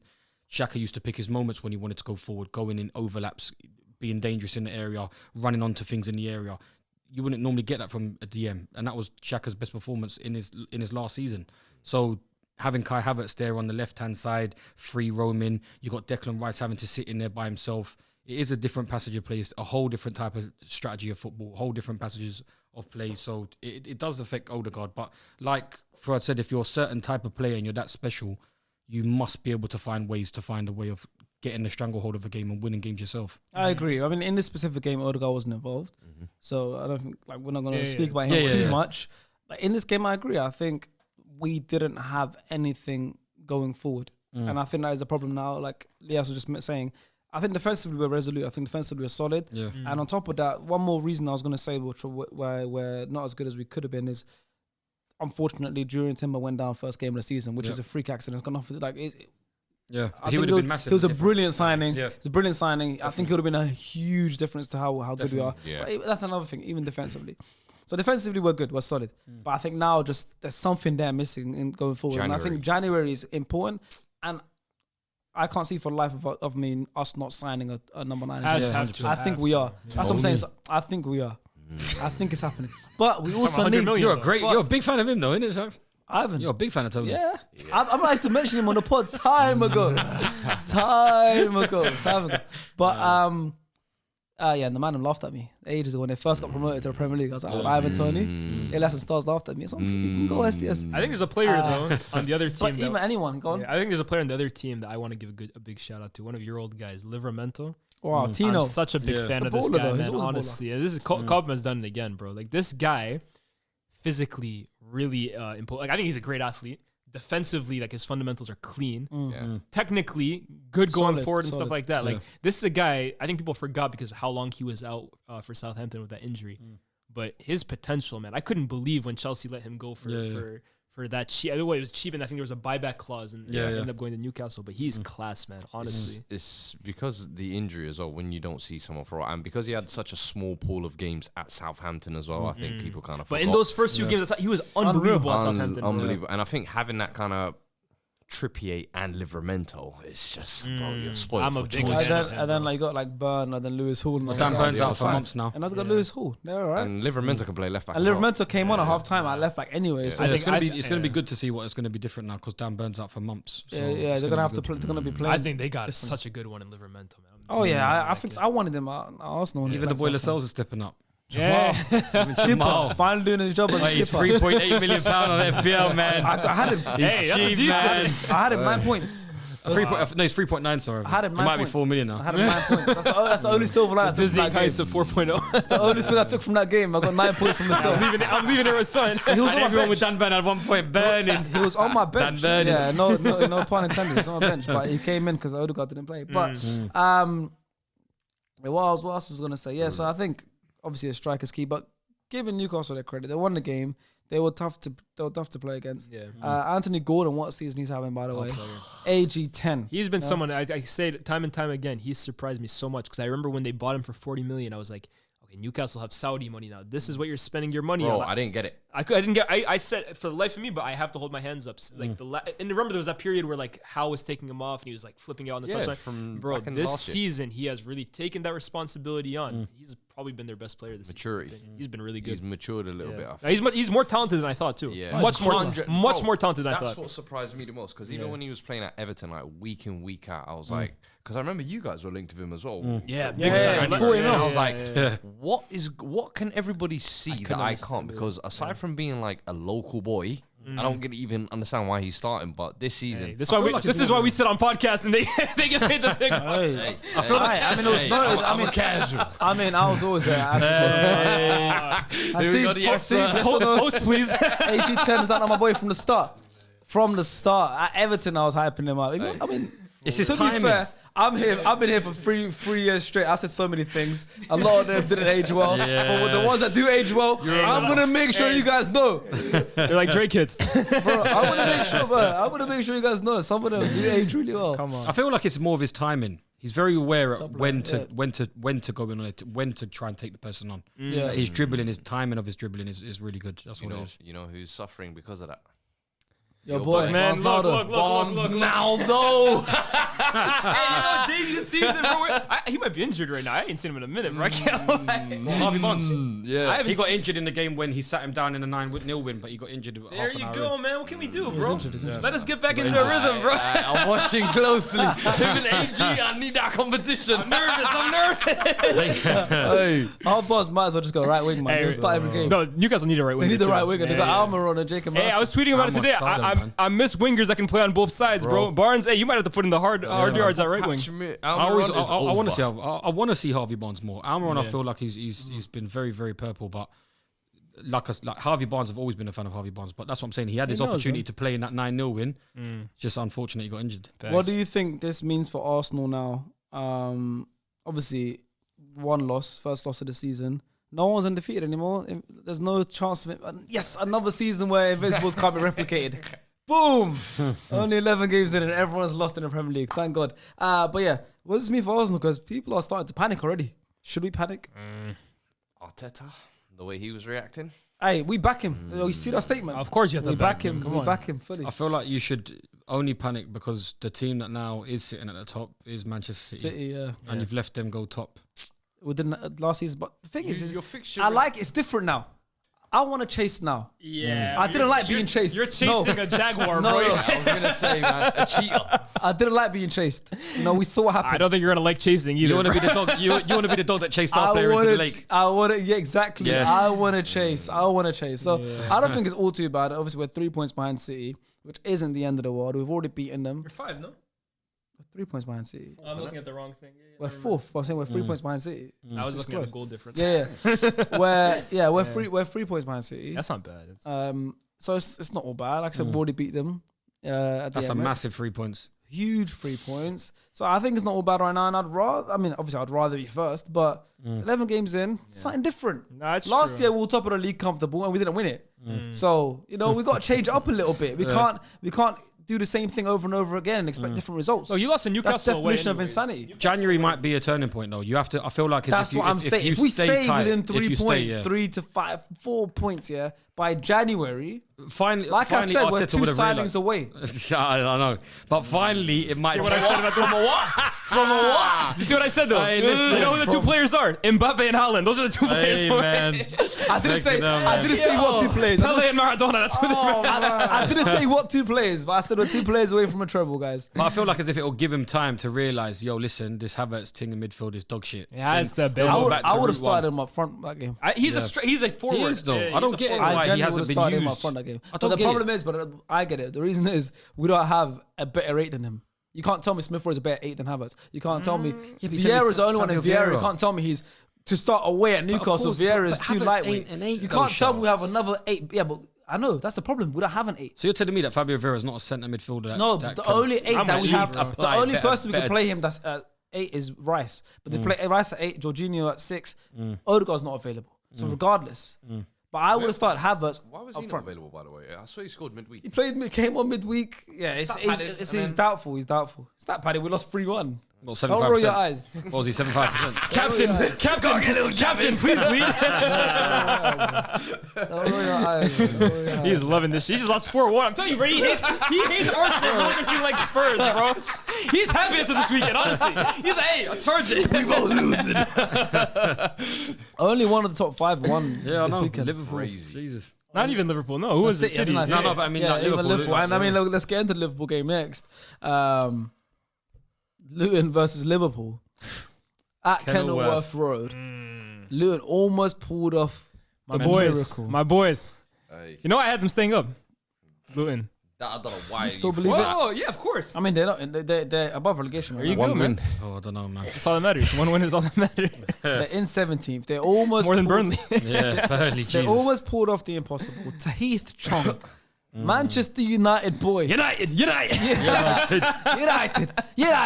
Man United boy. Tahith Chong. Yeah. Well, look, for 80 minutes before that goal even went in, bro, Luton managed to hold Liverpool to a Hold 0-0. on, no, they for so didn't long. manage to hold Liverpool. They managed to hold Darwin Núñez. Darwin Núñez. Jesus. That's what I'm saying. Tell me about Darwin Núñez. Darwin Núñez might be the white version of Nicholas Jackson. I was just about to say, if you hate Jackson, you must Yeah. despise He's Núñez. up there, man. Because Jesus, man.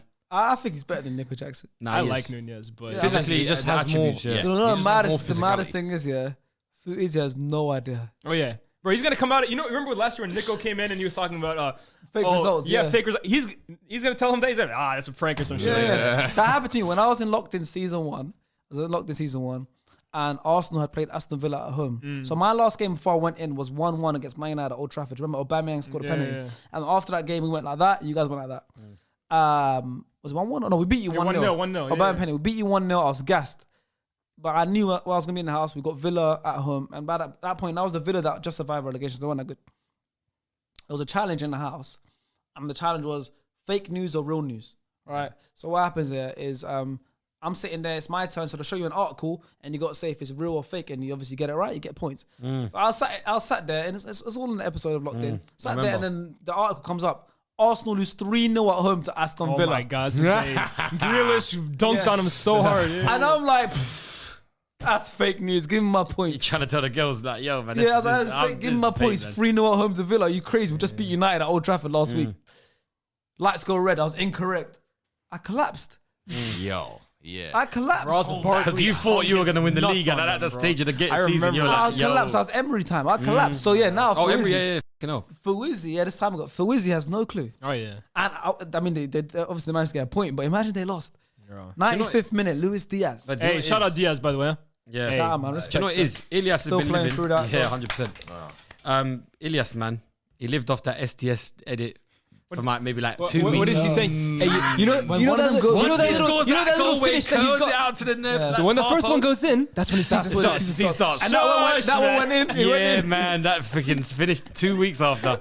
That kills Here's me. the thing too. I like Darwin Núñez, man, but these are games where it's like really hard to defend him, bro. Because honestly, some of these, and the thing is, right, like a lot of the misses that he has, I always say it, I give him credit because it's his own movement really creating them. Like his movement is sublime, and some of the chances he missed, like people are being harsh. Like some of the misses, like are long range curlers that he's getting. But then you see some of the misses, bro. The back post tap in, the one where he like basically runs the keeper and then hits the bar. He doesn't The one like in Europa easy League. opportunities. He has no bro. really like composure to him in front of goal. Like you see some strikers that the minute they're in front of goal, they're ice cold, man. Like you just know in their head everything is just like they almost like freeze the game in their own time. Yeah. And with him, I almost feel like he has like fireworks going on in his head at all times, bro. Yeah, he has no calmness, bro. Because if he really had that in front of goal, you look at all the physical tools that he has. I think technically he's actually quite underrated too. You'd be talking about him as probably the best striker in the league, man. It's frustrating said- watching him play. I said when I saw Nico Jackson this season, I said he's going to be a similar story like Darwin was last year, where everyone's going to look at them and say, when they get it together, they're going to be a problem. The question is when?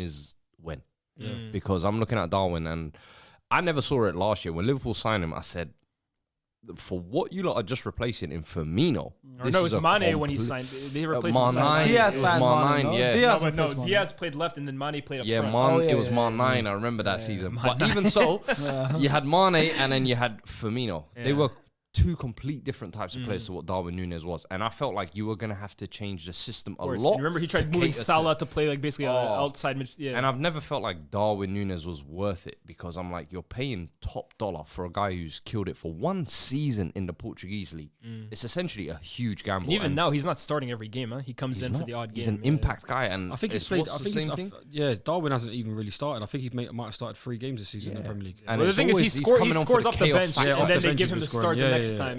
I feel like they've lost faith in the Cody Gakpo system and where they've been playing Cody. That's why they've looked more towards Darwin Núñez now. Lias, what did I say when they signed Gakpo? Yeah. It's almost like I don't know why they're signing, because they've got Jota, they've got Diaz out wide, they've got wingers who are actually better than him. Here's He's the thing, not right? a centre mid, which is what they've tried to shoehorn him into. He's not really a striker. Holland tried that at the World Cup; it stunk as well. Yeah. And up front, I don't feel like he's really that clinical. I've never really been sold his out. target and hold-up play isn't that great. So I think he's a really good player, but for Squad me, option. he's not like the elite level. Like again, they were blessed with Mane, Firmino, and Salah. You had 3 elite players. I think Gakpo is probably a tier below that. But the thing with those guys, right? The thing that's made Liverpool brilliant so often this season is the fact that, okay, when one of them isn't firing, you have a guy like Luis Diaz to come. Like, they have the craziest depth in attack in the league. When one guy isn't going, they have someone else. And they got unlucky against, not unlucky, but against Luton, no one was firing. Salah had a pretty poor game. But the thing with Liverpool, I've been watching them all season, and they've impressed me, right? I've said for time, I think they're going to be really good, but there's one aspect for me that they're lacking. Issue, I think, with Liverpool, right? And I've started noticing it more and more every game. I think defensively, we're talking about Van Dijk, who's had a great season. I agree. Konate, when he comes in, good. I don't think the individuals are the issue, but it seems like every game I feel uncomfortable watching Liverpool defend. I feel like they allow a lot of teams to kind of like break down the wings or like break down the center way too easily. I don't think, again, it's the defender's issue, but I think it's the protection around them. Yes. Yeah. And that's where I look at, for example, this whole situation about a DM, and McAllister, I think, has his qualities, but I still think what's going to be their undoing is the amount of, I wouldn't even call them chances, but the ease in which teams find in attacking them. Yep. I don't really see with Arsenal and City, to be honest with you. I feel like Arsenal and City are much more in control defensively than Liverpool are. And that's not like a diss at them or whatever, but I think that's going to be their undoing this season. Arsenal have if Arsenal have Declan Rice, Man City have Rodri sitting in there. Yeah. But like they said, even though Gravenberch has come in and gave them a different type of sense of balance in terms of going forward, yes, it has looked a bit better. But in terms of, like you said, if teams break on them in counter-attacking situations, McAllister's not the most mobile in dealing with isolation and people running at him. Gravenberch is not a DM, so he's not going to be caught in them kind of areas, even getting back.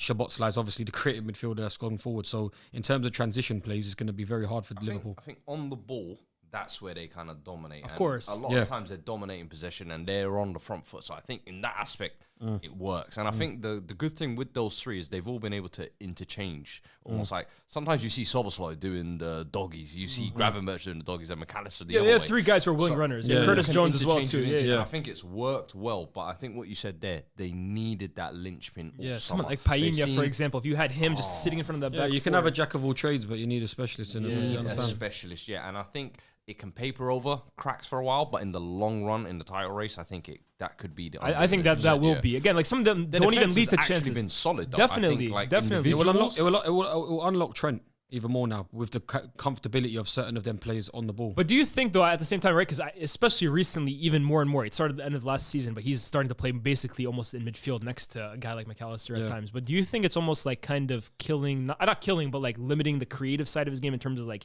he had that cross on Luck, for example. Like his creative numbers are. But he had that he whipped in that nice ball for Darwin Núñez in the first half, but obviously it's more the volume, though, right? Like, the volume. When he was playing last season or the seasons before, he's literally like everything goes through him. He still created the most chances in his game.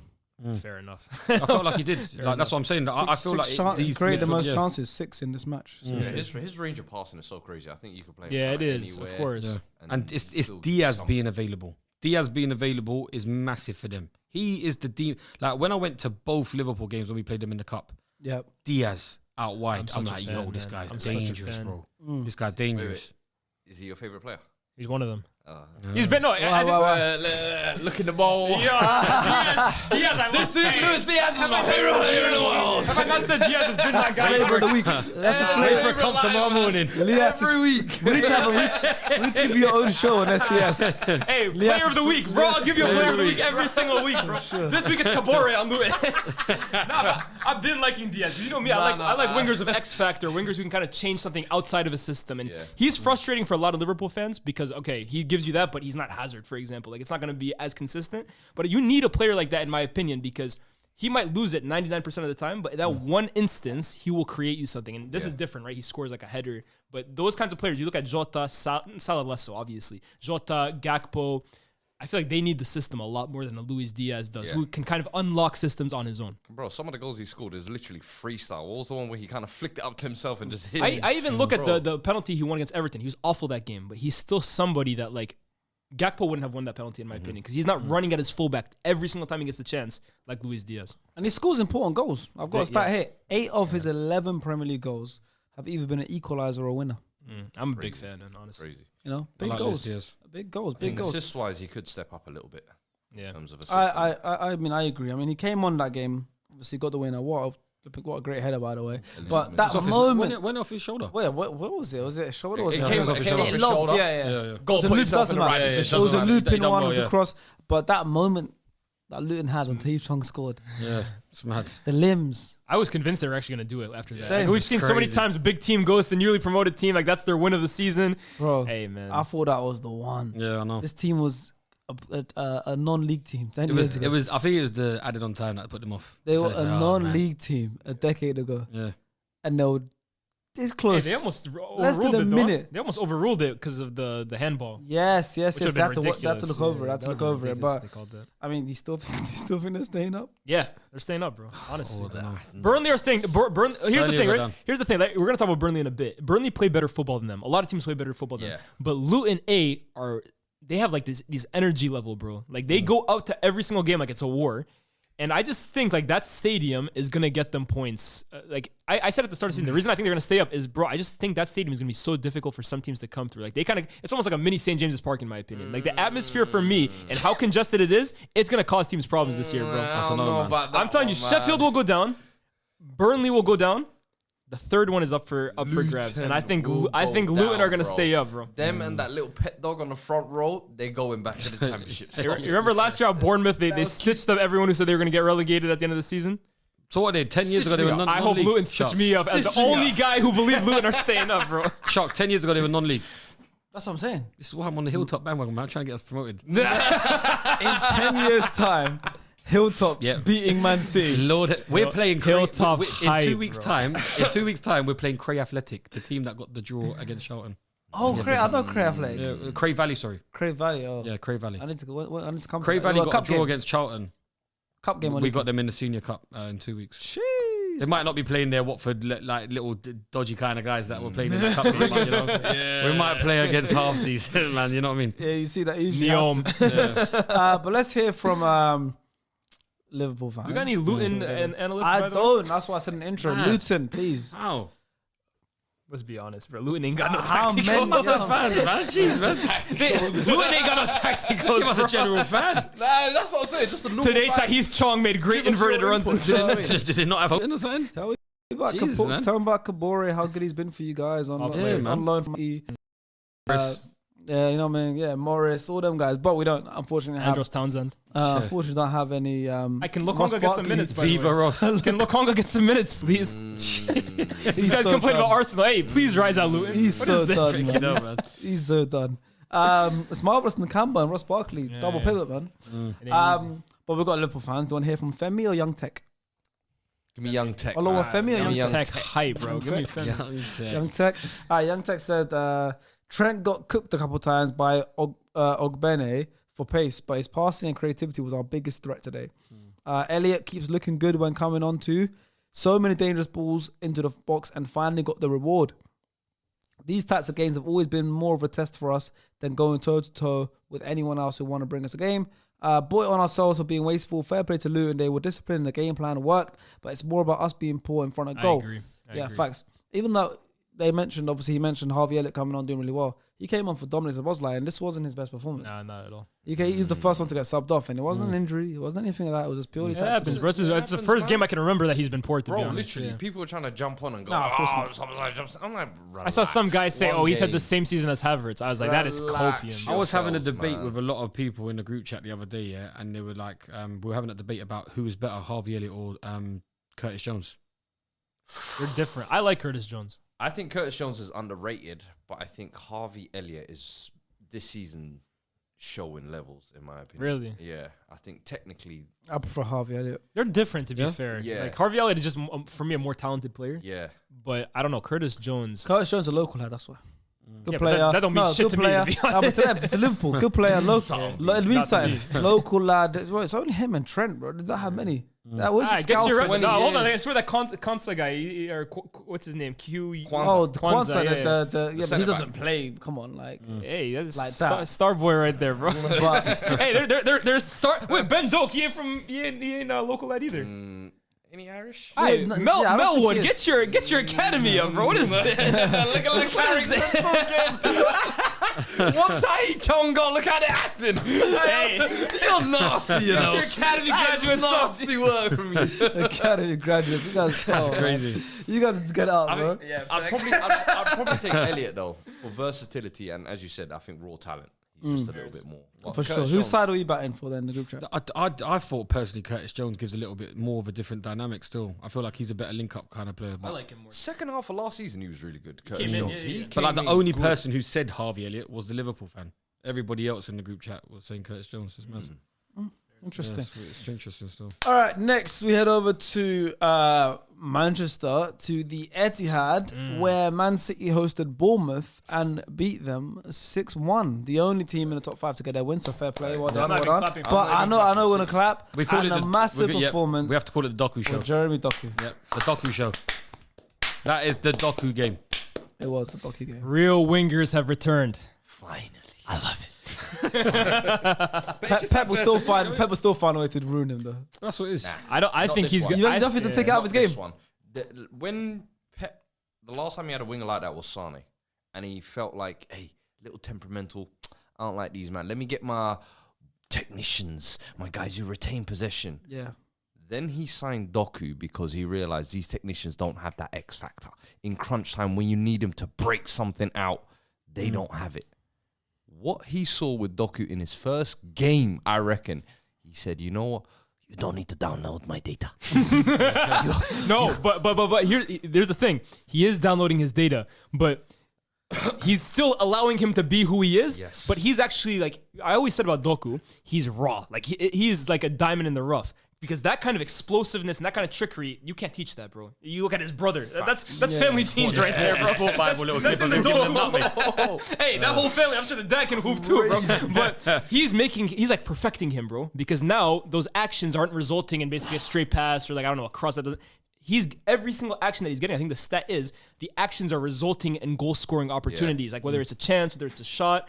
It's resulting in big moments, and you're getting now the best dribbler in the league who's also efficient in front of goal. I think Pep is the best thing that could ever happen to Jeremy Doku. No, facts. I'm actually very impressed with even like his decision making and IQ. For me, I thought, okay, so many times we've seen these players with the raw pace of raw. Lennon, Theo for example. Walcott's, Lennon's the Lennon, one I think of. Sterling, Traore. even for years till Pep. Adama is actually- the perfect example. Adama, yeah. perfect example. But Sterling, even till Pep got a hold of him, but you almost feel like he's like a bit more polished than that even. And I'm like, bro, it's a freak of nature. And this is the type of game where I've said I'm worrying for Jack Grealish now, like his career, his Man City career, because this kid is going to hit a patch of form where it's almost like Can't touch him. unstoppable, untouchable. And I know Pep loves to rotate his players in and out, but there's always 3 or 4 that he's like, you don't move. Sterling, I remember It's that a year. spine. I think Doku could become now that. it's Doku- Diaz, Rodri, and Haaland. That's Doku it. can become that though. But he Doku, showcased everything in that game to showcase all the types of attributes that a winger should possibly have in terms of attributes. The link-up play for his first goal, where he's given the ball off, but even the way he's changed his direction of the run to get through both players to receive the ball on and bang first time. So first time finishing, awareness of visually where you are on the ball, the direction of where you run, the passing, the through ball at the end of the game for Bernardo Silva, showcasing that he's got a pass in him in long range, whether it's long range, short game. He showcased everything, to be honest. Can I make a point too, by the way, right? Like we're talking about, I think people, maybe they haven't been watching for football for long enough, but they see Pep's recent wingers and like, Doku is almost like a change. No, the change was him going to Mahrez and Grealish, right? Yes. You look at Pep throughout his career, has favored those dynamic wingers. You had Pedro, Messi. You look at, and Messi was a bit similar in my opinion. Obviously, light years ahead of in talent, but like he was kind of a guy that like 1v1, no one could get by him. But like he wasn't scoring that many goals before Pep came. And Pep didn't take away from that, but he's like, okay, let me just turn you into a complete freak. Look at Bayern. He's the one who brought in Douglas Costa and Kingsley Coman, bro. Yeah. And then you had Ribery and Robin who had great seasons under him. It's only when he came to City after Sterling and Sané, which he elevated, that he kind of took a few years off. He's like, let me play Bernardo, let me play Grealish, let me play Mahrez. But this is a Pep winger, bro. This is going back to his roots, to be honest with you. I agree. And Bernardo Silva's going to thrive off of this. I mean, I talked about him last week, bro. The His guy's timing, a genius, man. the timing of his, he's just going to slow the game down for himself. Just let Doku get there. Let Doku beat his man and just slowly get into the box. And that's the more even concerning bit. Like Doku, there's no way to stop him because even if you start doubling up and tripling up on him, Look who you're leaving behind on City. You're leaving KDB on that side. You're leaving Phil Foden. Bernardo, Phil Foden. Please, be my guest. Go and double up on him. And to be honest, it's almost the opposite, right? Like when you have a guy like Erling Haaland, he's basically taking like two people's attentions at once. That's allowing Doku to go 1v1 against fullbacks. What was it Henry said? 1v1, bro. You might as well go home. It's cash money. Just choose your poison. It's like if you want to double up on Haaland, Doku's going to kill you. If you're going to double up on Doku, Haaland will kill you. Open. If you want to try and double up on both of them, Roger, you can hit a ball from 45 yards and hit a top. You can't leave any of them open, bro. Every player you leave open is a world-class player. And it goes back to what I was saying last week about Bernardo, for example. I was saying, I brought up you. I don't know if you saw the clip, but I was saying Fuad, for example, loves guys like Gallagher and says like you need a player like that in your club to succeed. And to an extent, I agree. You need a kind of like a guy who's willing to do the dirty work. Yeah. And then City's guy who happens to be like that is Bernardo Silva, who happens to be one of the best technicians as well in the world. Gives me Messi vibes, man. Yeah, he said that. Did you say that? That's one he of does his give me OG, Messi vibes. one of his OG quotes about 3 years ago. 100%. But like that's the thing with City, right? There's no weakness in any player. Mateus Nunes comes in, bro. Like it's again another top talent, bro. They're spoiled for rich. Because someone tweeted it. Because obviously the finish. Because obviously the round in the player, the little dink over the top. It's like Boateng, Bernardo, Messi versus Boateng. He's brilliant. We just spent a good amount of time talking about just Doku, but just bringing up Bernardo, he got 2 goals that game. One of them was a wonderfully worked, beautiful goal. He's unbelievable, man. He's gone from being an outlet as a right winger to now being able to just have the freedom to be able to free roam in the areas where he thrives the best. But this is like football. That makes sense. Crazy footballer. There is no position he plays. I can't tell you Bernardo's a 10, a winger, an 8. 10. He's even played 6. He's playing left back last season. Let's not forget. I've seen him playing a double pivot. I've seen him playing a double pivot, bro, and excel. The guy cooks in every position. And I remember a few years ago in his debut season, Pep was saying, this guy's one of the best players in the world. And I remember thinking, he's good. I know he was cute at Monaco and stuff, but let him settle in. He ain't even a first team regular, but you've just seen year after year after he's always there, huh? The importance he's grown in that Man City team, bro. He's immovable, honestly. Yeah. And every year there seems to be a rumor that he's leaving, and then he's not even happy there, bro. No. He's locked in. This is unhappy, Bernardo. I think treble year he locked in. He realized going Barcelona is a sinking ship. Over here we're just getting better and better. And I think Gundo's having a good time there. Gundo's happy. I don't know, Gundo. He didn't look happy on the weekend. He lifted the treble. He lifted all of them. Okay, he's not having during the game. Then he goes home to his beautiful wife in sunny Barcelona. Forget the football, bro. Okay, you know maybe. And as a captain, he lifted the He treble. lifted that shit already, bro. He's like, I don't mind going to Barca. Why not? One of the greatest clubs in history. Gundo was going to Barca for like, feet up. I can kick back. But he's still doing that heavy lifting. I'm like, he ain't cooling down. Gundo was, I thought I had Pedri and Gavi, bro. I thought I was just here to. That man not cooling in the stands, bro. Yeah, bro. But to think Bernardo was going for £50 million is absolutely mental. It's unbelievable, man. And all of this, and Erling Haaland basically goes off at halftime, doesn't do anything in the first half. That's how good of a team they are. Bro, that's what I'm saying. The City are that team where there's always someone else we're hyping up. Right now it's Doku, it's Bernardo as well on the tail end of that. Just a month ago, we were saying, "Wow, Rodri is the best midfielder in the world." But he still is. But by the way, this is all while, in my opinion, the best player in the league is out. De Bruyne is out, by the way. You wouldn't know it, right? De Bruyne is out, by the way. They just happen to have the best player in the league, one of the best in the world, just chilling. De Bruyne is out, by the way. And just 3 weeks ago, Julian Alvarez, wow. Yep. Flying in form. In April, May, like, John Stones. I was going to say John Stones. John Stones, best in the world. Like, the City are just that team where everyone has their own time. And everyone, Gondwan had that, where he's carrying the team for a couple of months. That's just City for you. They're better than they were last year, in my opinion. I think they are a better team, in my opinion, than last year. They've started off better, because last season they actually had a slower start. Yeah. And even though... they've already lost 2 games this season, stylistically... I still think they're better. Stylistically, you might not say they're playing firing on all cylinders. I think that's City at the start of every season. City, it's you don't want them being top come January. Yeah. Because once long. that is the chokehold, just They get better after January. Yeah, man, it's That's a when wrap. KDB turns up. And then obviously it's like they got the perfect balance. Obviously Foden came on, Nunes came on, Phillips got some minutes finally. He didn't look good in you know those what I mean? minutes. Let's be real. And then what Pep does is like Carrigan. Rico Lewis was starting a lot of games, but now Rico Lewis is back to being, you know, Youth player. his squad age. option. You know what I mean? Yeah. Come back. He came on the bench. Yeah, but you had Oscar Bob. And Oscar Bob came big on assist for him, by and the got way. an assist as well. So it's just man. There's not really nothing to say about City. But I mean, we could talk about Haaland a little bit. Iraola. They don't want to talk about Iraola. They don't want to talk about Iraola, bro. One win last week. Peso's on here like, yeah, we back. Hey. Who are you flexing at, dude? You're down 1,000 points, bro. What the f is Peso flexing at you And he ain't even got any muscles to flex as well. Those flabby Iraqi muscles. Built like a sack of potato youth, man. We talking about what Peso was eating in Spain. Oh my god, yeah. Man thought he could come say last week and get away with it. Little pork chop you.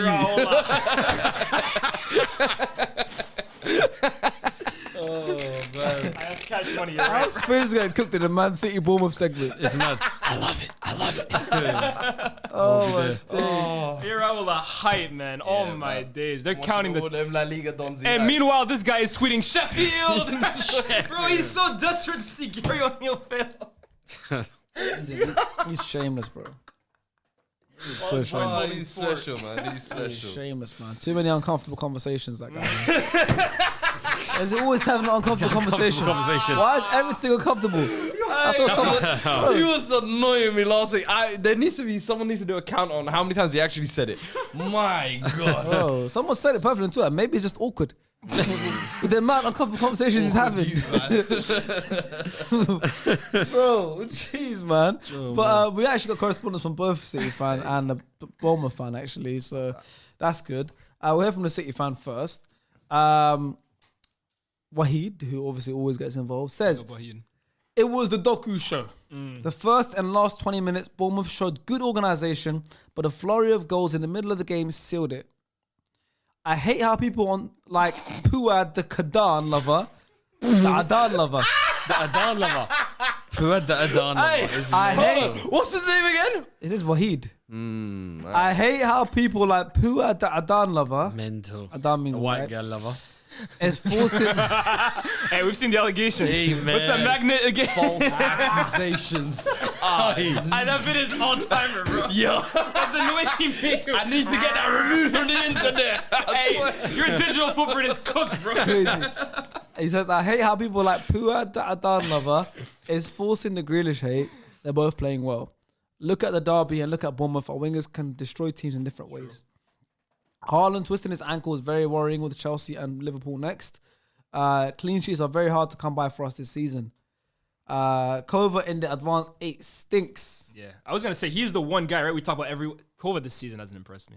I haven't. He been hasn't moved. had the pep stimulus, has he? Hey, I just think he's what? Is he 30? 30, yeah. Yeah, we know what he is at this point in his 29, career. respect Like he him. doesn't have a final ball. he just really. turned 29, respect him. Has no final ball in creative. He's not a in goal final threat third like areas. that. We know he's a great ball carrier. I but- used to go to so many games an hour before, 45 minutes before the game, watch them warm up, and Lord have mercy, the shooting practice at Chelsea, Kovac, he can't shoot for love Which is nor money. crazy. You look at like technically he's excellent. And then Sound, yeah. when he does score, they're worldies. Oh yeah, they're Yeah. the one against Liverpool, bro. Liverpool. Yeah, sorry. Worldies. Don't make sense. But to me, he's not got that intricacy in the final third or the shooting really. Yeah. We've got one small statement from Dan, the Bournemouth fan. He says, despite being absolutely cooked by City and Doku specifically, the worst part was Alex Scott getting injured again. I never want to see Radu in goal again. We recalled Travers for a reason. No, your Iraola analysis. Please, coach. Please, coach. Hey, you know who did beat City though? Gary O'Neill. Please, coach. I feel good saying Nick Arteta. Comfortable conversation. It's uncomfortable conversations. Now it's uncomfortable. That's what I'm saying. But yeah, big win for Man City. 6-1. You know, showing why they are the best team in the league. In the world. In the world as well. After Arsenal. And then next game, we come all the way back down to London and obviously West London and Man City's neighbours, Man United, played against Fulham away from home. What an awful game. I was so upset when Bruno scored. I was like, yes, another game without a win. 91st minute, Bruno Fernandes. Honestly, one of the worst games I've watched. Just in general, forget about United. In general, it was an awful game because Fulham are not good, bro. I've been saying about Fulham, like last year, Mitrovic covered up a lot of cracks in that team with his goals. This year, they have practically no goal threat. Last year as well, they were almost like I was like the rejects that banded together from Willian, Leno. Did well this game. Like so many of their teams were rejected at AP, and they Pereira, came together, and it was almost like Mark Silva had been like, "Let's get together." I hear it, bro. But the XG, if you believe in all that stuff, they were. It was Mitrovic was massively overperforming for them, bro. And I thought this season, especially replacing him with Jimenez, was a big L in my opinion. Yeah. But to be fair, they peppered us, bro. To be fair, United should have gone up, right? I think that's another incident. There was VAR. a big incident very early on in the game when Scott McTominay scored. Obviously, Garnacho's assist, but it was Harry Maguire who they deemed to be like obviously interfering with play, which I thought was unfair. I tweeted as a football's finished. Like that. Yeah, it's game's gone, bro. I think it's getting ridiculous now. Come on, I don't think it was interfering like that. But that's what I'm saying, right? Like ruling offside should be like, okay, they have an unfair advantage. What advantage is Harry Maguire giving to the play in the position he was in? There's no advantage he's given. I don't get it. It's the letter of the law, isn't it? But it wasn't. It's not a letter of the law because it went down to interpretation of the offside. Right? Yeah. What was the subjective decision. Bro, I started seeing that lately as That's well. the language they use. Subjective. So it's not letter of the law. It's down to the referee's opinion. It's an opinion-based thing. I found that absolutely ridiculous. But the game in general, right? United is concerning. It's like pinball, to be honest with you. And they're gonna get away with a win like they did against Forest, like they did against Copenhagen, and like Wolves first game. And look, when Bruno scores, I'm excited. I'm happy. Okay, wow, what an end to the game. But like 30 seconds after, the elation kind of wears off, and you're like, bro, we know we can't keep playing like this because when we actually play against serious teams, we get popped off the pitch. So United, man, we're gonna go through these patches in the season where we're gonna get scrappy wins against the small teams. To be honest, you look at the table, I think they're very close to how many points they had last season. And on the outside, it's this nice image. United, okay, we've had a rough start. Maybe tonight but I look at this team, bro. I have no hope, honestly, that this team suddenly just like flicks a switch like last season, unless Rashford just goes on a crazy run of form. Yeah, I was gonna say. The team's not good enough, bro. Honestly, I think What dirt does saying Anthony have on Ten Hag? Again, you go from Doku, right, who's this unbelievable winger, to this guy who I've been saying it, bro, since the beginning of last season. People were telling me you got to give him time. He's not good enough, bro. Honestly, he's one of the worst players I've ever seen play for United. Some guy tweeted who's better between him and Obertan. I posted the compilation of Obertan. I remember how shit Obertan was. Genuinely, Anthony can't do half the shit he was doing, bro. Taking on your fullback and skinning him. He can't do it, bro. He can't do it. Hey, Now what killed me? Obertan was dead. decent. What killed me this weekend was Leah's tweeted, "I'm done with this guy." And then people quoting and saying he could be talking about 5 different players. 10 different people, bro. But nah, if you know me, you know it's one guy, bro. I've been done with this guy for the longest time. He's so awful, bro. And it's like you said, it's not even like he's just awful and okay, we bench him or whatever. He's basically guaranteed to start every game and play minutes because of the manager. Because basically you live and die by your signings, and that's his biggest signing ever. It's crazy to me, man. And it's another game without a goal for Højlund, which I kind of feel bad for because I feel he's isolated. I don't think he's getting many chances of the ball. Toys out the Prem when he got subbed off as well. But I think it's more frustration. He's double away now. It's another, bro. In the Premier League. For me, honestly, it could go to 12, it can go to 13, 14. It wouldn't surprise me, but I don't really blame it so much on him because we know what kind of player he was. Like, he's someone that if you give him chances, we saw in the Champions League, he can score you goals. Yeah. But United is like barren when it comes to creating chances. You have a creative machine in Bruno Fernandes, one of the best creative players in the Premier League. No? Bruno, I think they were saying the XG that he's created for Højlund is like less than 1, bro. Like, do you not think that's part of it, though, where you're saying that flick of the switch here is Bruno and Rashford, let's be honest, them two coming back to life. Last season pretty much carried you. 100%. And that is something where you could say it's almost like a flick of the switch. If those two were to get back to form or get back to the levels, then you're looking at the January window and thinking, if we can maybe just keep close to kind of the top 4 race, can Ten Hag Let me tell you why I don't think it's going to be the case this season. I think last year, Ten Hag, and I gave him massive credit for this last year, found a way of like gathering the troops, and the morale around the team for most of the season was very high. Like they seemed unified for the first time in ages. You had guys with high character like Lisandro and Casemiro on the team. The spirits at United were high last year, even though the football was pretty shit. This year, bro, everyone's heads are down, the shoulders are dropped. Rashford is a massive confidence player, bro. Like he'll get his numbers, but they'll come in patches because it depends on how he's feeling. He's a very moody player. Right now, the mood at United is rotten, and the issue is on the touchline. That's when you need your manager to be able to be able to bring like the heads up. I look at Ollie, for example. I was never a fan of Ollie, but there was so many times at United where we looked like we were down and out, bro. And somehow he manages to go on a run of 10 games winning, and like all of a sudden the season starts again. Yeah. And I have to give him credit. I think it's his man management skills. Ten Hag, I'm questioning now, does he have the personality to gather these guys and say, yo, heads up, we need big performances, we need characters to step up. I'm starting to question if he does. Yeah. So what about the man behind you? Mace! Nice. Look, that's another one, right? As a manager, I always believe you're judged on two things. Results and your signings. And the signings for Ten Hag, in general, in my opinion, have been hit or miss. But Mount is a big one because this was his guy in midfield. A lot of people question how many of these signings are Ten Hag's. I believe Mount was his guy. Yeah. And I think he had a plan in his head where it would be Bruno, Mount, and then one of Amrabat or Casemiro, or maybe both of them. And clearly he scrapped that idea quickly because it's not working. But Mount now is basically the fall guy. He hasn't started like the last 3 or 4 games, in my opinion. When he's coming on, it almost seems like he's lost in terms of instructions. He's being played on the right. He's being played in midfield. And I feel like for any player, it's impossible to really gain rhythm when you're not playing consistent minutes. So when you spend 60 million on a guy and by November, basically, he's not in your plans anymore, that's a big question mark. Like how you said that you don't understand even know how Anthony's even playing games. It's the fact that most of Mount's career at Chelsea was being played on the right hand side. Thanks. So people, I've always been having debates with my Man United friends, and I'm like, well, do you put Bruno out on the right hand side because Bruno's crossing abilities is up there, and he's going to give you the work rate out wide anyway? Maybe you put Mount in the 10. And then it's the same vice versa argument. Well, we could put Bruno out there. Mount's been used to playing out on the right wing. He's not a massive take on kind of demon, but at the same time, he gives a mad tenacity. Yeah. He's determined. He puts in the shift. Carry the ball too, which United lacks in midfield. It's got to be better than Anthony, surely. Definitely. So I just don't understand why they're. Palestri's better than Anthony. Bro. Pellistri came on and offered really more than Anthony. But, I think but Mount will give you something out on the right hand side, and at least then you can actually address your centre midfield and say, you know what? Now I can play Sofyan Amrabat there. Now I can play Casemiro beside him. Now I can play Bruno Fernandes in the 10. Or whoever you want to play in there. Kobe Mainoo coming back or whatever. You can put Kobe in there. It's just, I feel like you need to bring Mount into this side because you don't spend £60 million on someone like him and don't play him. 100%. And then you're playing him centre mid. When you think Chelsea have sold 155 million. Oh yeah, Kovacic, Mount and Havertz, and how they're all performing. Every single one was brought up today in the games and the negative way. And the thing with Mount too, right? Like I actually like Mount. I think there's a player there, and I saw the vision, especially as an 8. I think he can be molded into a good 8. Yeah. But regardless, you took a big gamble on him because you look at the midfielders that were kind of available this summer. You had Dominic Szoboszlai. You had, for example, Alexis McAllister. Gravenberch. There's a few others. Mateus Nunes, for example. So your guy was Mount. You put your reputation on the line for Mount, and by November, you're already basically using him as a bit part player. That's a concern for me, bro. That's a concern for me, bro. Yeah. No, I hear it. So United, okay, we got the win, but I'll be real. I think most United fans would have to agree.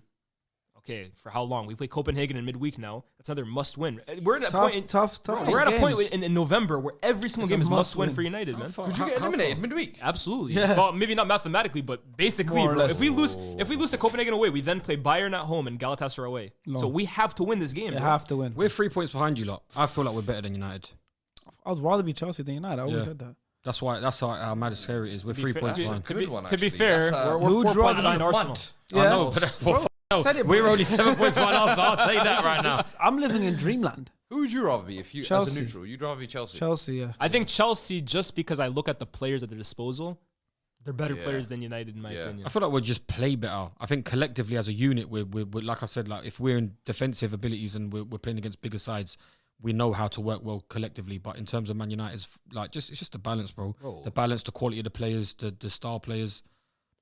Just in general, United can't defend. We've seen that. Yeah. They can't control games in midfield, and now they can't score goals. What are they good at, bro? Seriously, what are they good at? It's not even like it's not even like the money invested into them are young players. The money that you've spent over the God knows how many years and to what you have now. Johnny Evans at 30 blood. Come on, man, it's crazy. Anything else you want to say about it? I have nothing to say. That's it, bro. Honestly. Ask Liban. Liban will probably tell you. Liban will be venting for about 45 minutes. Liban will probably tell you, I liked what I saw, man. I just need bring some more of the injuries back. Ten Hag's cooking. Yeah, I like where we're going. You go talk to Liban, man. Do you know one thing, though? Of all the injuries, I haven't heard much noise made about how big of a miss Lisandro is. I think the reason for that is because even at the start of the season, Lissandro was a little shaky. Lissandro didn't look as good. And I think maybe it's to do with the injury that he probably was rushed back from. Yeah. But I think also this goes back to Ten Hag's plan and how it's been executed. Ten Hag wanted to come into this season playing a higher line of a ball-playing goalkeeper and play more progressively. We saw that. Yeah. The issue is a lot of the signings that he had made, some of them were for short-term, like Casemiro, for example, couldn't cope in this new system. Lissandro now pushing the line a little further. He doesn't really have the leg power to be able to cover that kind of ground. So I think that's really where like the whole plan that he had for this season kind of burst into flames after 2-3 He games. explained why he's been dropping Varane as well. Is it still fitness? That's another one, right? Maguire was out the door. If West Ham could agree to deal with him, he was out the door. Yeah. Why now all of a sudden is Varane the culprit and the fall guy for Maguire to come back in the team and be flawless, which he has been very good since he came back. But that wasn't your plan at the beginning of the season. Same Like with again, Scott. I feel like he's just kind of like trying to piece it together and like salvage what is left of the season. But this was not part of the plan, bro. What we're seeing right now, this was not part of the process, and that's what fans are telling us to trust. Maguire had a pretty good game. I mean, he He's had been good the concussion last the 3-4 whole games. game, though. Yeah. It was weird. Like, right at the start of the game, a concussion. Like, the first 30 seconds. And then it's like 60 minutes in, they came back. It was weird. I'll give him credit. He's been quite good since Maguire he did came back. well. But listen, Yeah. obviously, you guys are 6-0 down at home in your last 2 games. You hear that? No. 6-0 down in their last 2 games at home. At home. The last season, we had like the bet. We lost the first game of the season at home, and we basically went undefeated the rest of the season at home. Yeah. 6-0 in 2 games. Yep. You lost your last 4 out of 6 home games. You're -4 on goal difference, isn't it? Yeah, you lost your 4 out of your last 6 home games. That's mental. Your next home game, Is Luton. Luton. Jesus. If they come, If Luton, here's the thing, right? I think Tom, all the prop you've been giving Luton. I know. stay in that. Luton high, bro. I'm putting this on the table right now. I'm putting this on the table because I've said on the record, right? United, in my opinion, could have lost every single game this season. Yes. Genuinely, their performance has been that bad. Yeah. This weekend, beating Luton is not acceptable. I need a performance And at against home Luton. as well, yeah. I need a 3-0, 4-0 performance against Luton. No ifs, buts, or maybes Bro, whatsoever. literally, it's like Rise. You need what we did to Sheffield United at home. Facts. That's what you need. You want to talk about kickstarting the season, and making me 5-0. believe? Show me performances, bro. Because I'm just like you. Results are come and go, man. We could win 3 games in a row, 1-0, scrappy. happen, I'm yeah. not convinced. And we could go basically win 1 and lose 2. But if I see the performances there, long term, I believe a lot more in that. Show me a performance, please, against Luton at home. That should be cash money for the big teams. If Arsenal played them, 5-0. City, 5-0. Chelsea, I would even say them. They beat them, what, 3-0? You must destroy We beat them. them with 10 men. There you go. Yeah. Please. At their ground, at their gaff as well. I'm saying this is like old Rise. Trafford. This is our old Trafford. This is where Hoyland get on the score sheet. Rashford get on the Aye. score sheet. This is where you can kickstart your season, bro. There we go. There we go. But if not, If Copenhagen. not, boy. Listen, all I'm saying is Copenhagen midweek, you could effectively go basically your European Champions League hopes are done, and then you got Luton at home. Can those 2 games seal the deal for Ten Hag if they both go bad? Yeah. That he's got to be gone after that. If we lose to Luton and Copenhagen, It's got to be gone. I don't think we will. I actually think this Champions League, I think there's another twist in it. I actually think I United can hope. progress. Listen, I need you guys to stay in the Champions League. I need you guys to qualify. The more teams that are represented from the podcast in the knockout stages, Yeah. the better the content will Content creator over here. be. The better the I- content will call be. me So I need you guys. call me an optimist, which doesn't happen often. I feel like there's still like a turn in the Champions League campaign. You get Europa, mate. But if we lose to Copenhagen, I watched That's the Fuzi term, mate. versus Lias, watch it. Europa League. me and Fu, I'm not there, bro. Hell no. Oh yeah. Alright, it's there, bro. You sang that song, bro. You said it. Kazakhstan, Armenia, Belarus. That is you. Hey man. You sealed your fate. I'm not gonna be there. if we play I Europa quoted League. it on Fuzi Cup. Oh yeah, I did see that. That was me, man. No, but if we lose to Copenhagen Luton, bro, that's how do you defend that? How can you possibly defend that? You can't. You can't. You can't. But yeah, I mean, listen, you got the win for now. You got the 3 points. Congratulations. You're now 8th place. Moving on next, we've got a fireworks of a game. Yeah. really Brentford versus West Ham. What a game that was. Brentford ended up winning the game 3-2 with Nathan Collins winner. But there were some good goals in that game. Good, back and forth. Kudus is on fire now. Class. That goal. On fire now. Player. Yeah, he started now. But yeah, 3-2 to Brentford. Obviously, Brentford have been, up and down the season. 4 wins, 4 draws, 3 losses. This is obviously a big game. Mopai opened the scoring. His first goal, I think it was what, 11 months, whatever it was, something like it's that. been Do we have a it minute. here? It was a long time. I remember hearing the commentator say it's been a long time. And then obviously Kudus scores that beautiful goal straight after. Mavropanos, Arsenal, ex-Arsenal player, gets the own goal. Awful one. Obviously Bowen made it 2-1. Mavropanos' own goal made it 2-2. And then Collins The 3-2. big turning point of that game, though, I don't know Yes. if you guys watched it, was basically the ball across the box, basically open goal, and Antonio and Benrahma completely got in each other's way. And I was talking to Cam, like, who do you think was at fault, really? Because Antonio should have buried it, but then at the same time, Benrahma got in his way. But at the same time, if Antonio had left it to Benrahma, it's an open goal. Like, that goal for me would have sealed it. West Ham win, and that's football, bro. It's the shout, though, isn't it? That chance definitely, because my friend was burning. He had an acca on. West Ham killed him. He said, that would have been my green That's tick. it, bro. That would have been me £3,000. Damn. just score that chance. Hey, putting But, yeah. 3,000 on Antonio, though, I can't lie. No, but like that it's was- just, yeah. but that's what it is. You need that kind of like. I bet you if that was the other way round, Antonio gives the shout to Benrahma. Benrahma gives you that kind of presence where he's probably not demanding Antonio to leave that for him. Facts. So yeah, if they took that chance, it would have been a different game. Facts. I mean, listen, Brentford are now unbeaten in the last 14 That's crazy. London derbies. Wow. It's mental still. Excuse me? Yeah, it's mad. 14. I think the last one that beat them was Kings you guys, of right? London. 14. Yeah, That's what I'm saying, bro. I swear you they were the get last results team of to it. It's beat everyone. Huh? I think you were the last team to beat them. It's not even Yeah, like we they have to beat play them- two we a beat season. them- They're we playing beat like them- 6 yeah, games last a year. season. Bro, that's what I'm They saying. drew at the Emirates, but been they a last beat you season. guys. Last Yeah, week. they've drew beaten us 3 times. They're your Yeah. bitch boys, bro. Yeah, All right, Brentford, actually Stanford, run Brentford, West Leicester. London. Yeah. They run West London. We beat them They're on London, period. How when about that? Ranieri came on. That game 4-0. Vieira scored. Yeah, that's all. I think that's the last time they lost. Has there been 14 since then? 'Cause what? I swear there's a lot of London They play teams, Fulham yeah. twice. They play Palace West Ham, twice, yeah. West Ham Some of them twice, 3 Chelsea, times, Spurs. Yeah. Wow, 14 lot undefeated, of fair, 14 man. London derbies. Not easy as well. Insane. And they keep their 100% record against West Ham Premier League. They beat them 5 out of 5 times. Wow. Brentford are a weird team Aye. now because That I was was- stopping at the Hounslow. start of the season, I was looking at it and I was like, yo, you lot aren't as convincing as you've been. They the played past you year first or game two. season, right? Yeah. Yeah. You drew 2-2. Yeah, we drew 2-2. That game, they actually looked decent. But after that, I just felt Yeah. like They've been shaky. They've been shaky haven't this looked season. the same. And Yeah. oh, are you going to be that team that just hovers above the drop zone this year? But surprised by that. to All be without fair. their best player too. Your boy, innit? Thomas Frank. What can I say, man? When is he? Let me not. You're gonna say when does he make the next step up, right?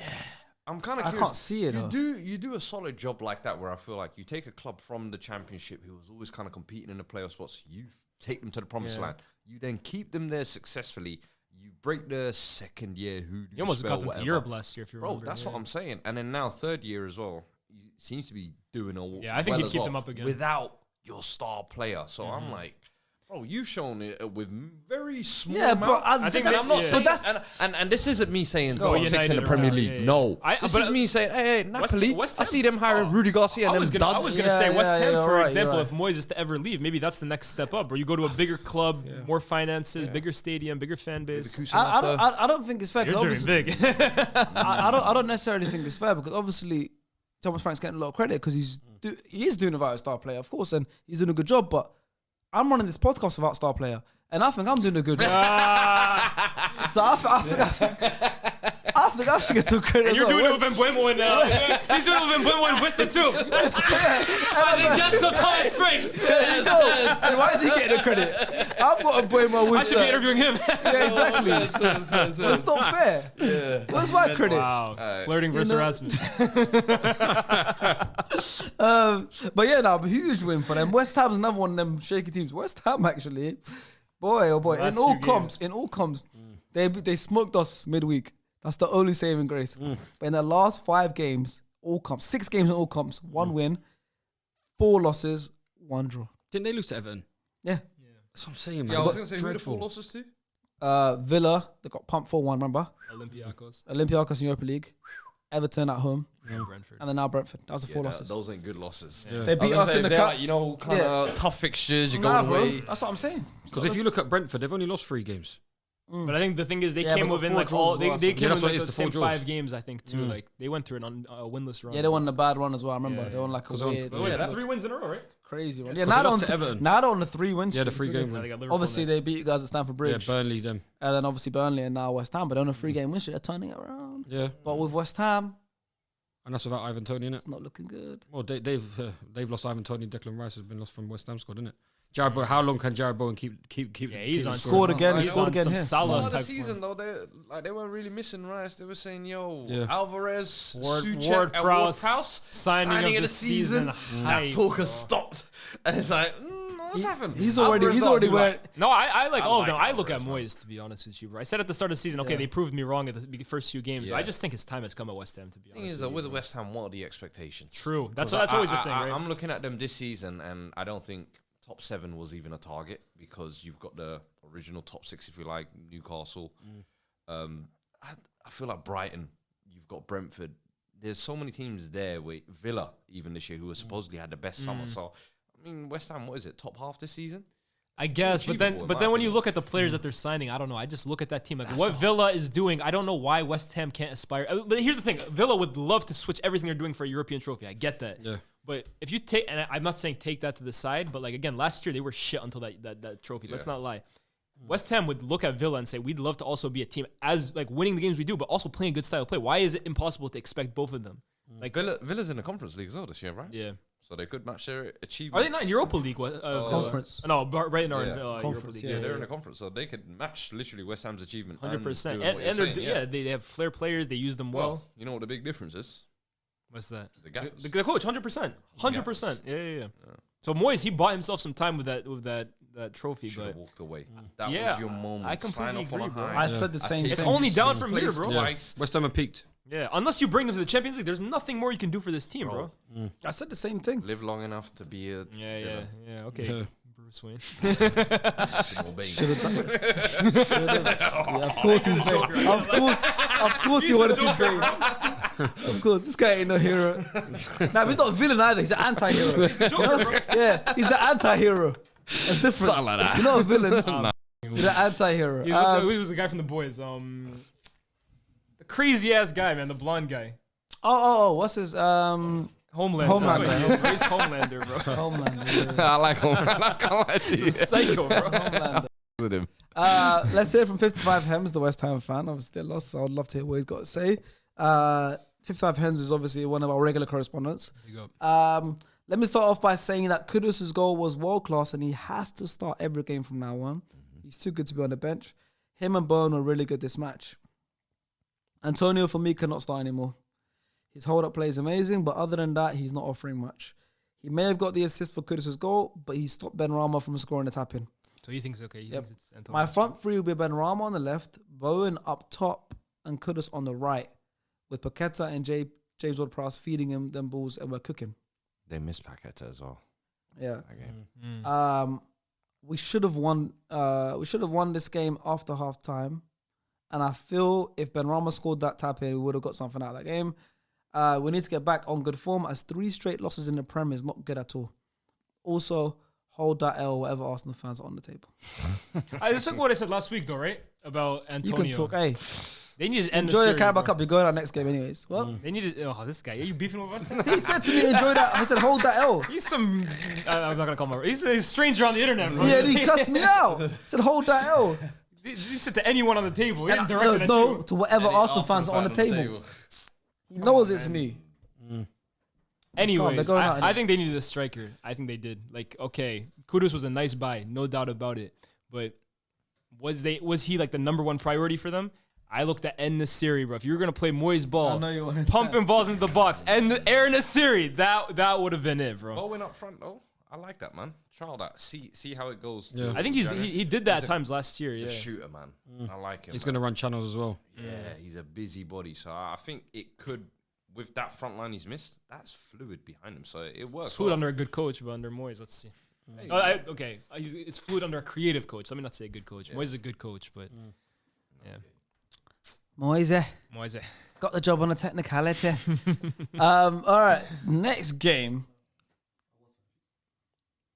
Oh, you sent me another correspondent, or it came in late. My bad. Oh, my bad. We've got a Brentford fan correspondent. Okay, so we've got here because they won. They won. We've got to hear what we're going to say. It's Keenan Lowe. It's another regular. It's another regular. It's not regular. So we've got to give him some love. Damn, he sent us a book. Definitely a rollercoaster of a match and another 3 points for the Bees. They showed a lot of fight to come back in the match, even though they lost their lead to begin with. But West Ham missed some really clear-cut chances and scored an own goal, so we really rode our luck at times. Brentford had lost or drawn several matches this season that they probably should have drawn or won, so it was nice to be on the other side of that. 9 points in 3 matches really makes sure that relegation talks sound very silly, but the Bees needed those points. Their form leading up to this run of games was very unlucky/poor. AFCON still threatens to take a lot of our attacking power in January, so it's promising. So it's promising to see goals come from elsewhere. There are also rumours that Brentford don't plan on selling Tony this season. / value him around 100 million, which makes sense given where our goals are currently coming from and the addition he would bring.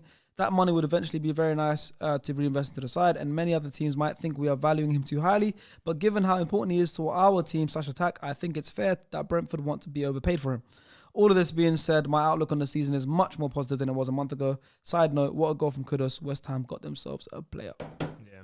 I feel like as if that's the reason why they've priced out everybody for Ivan Toney in the January transfer window, because like you said, the African Cup of Nations, that's detrimental losses. It's true. If they're saying negotiating, they're saying we want more. We're adding value to him. Why? Because what are they going to be able to replace? Because we need him even more now because we're losing 2 players. So if you want to take him from us, look at Kane situation. Yeah, but Declan Rice situation. It's the gem of your team. You can price it however the hell look in the Premier League, the quality of player that's going for 100 million or whatever. He's guaranteed 15 plus goals in the league.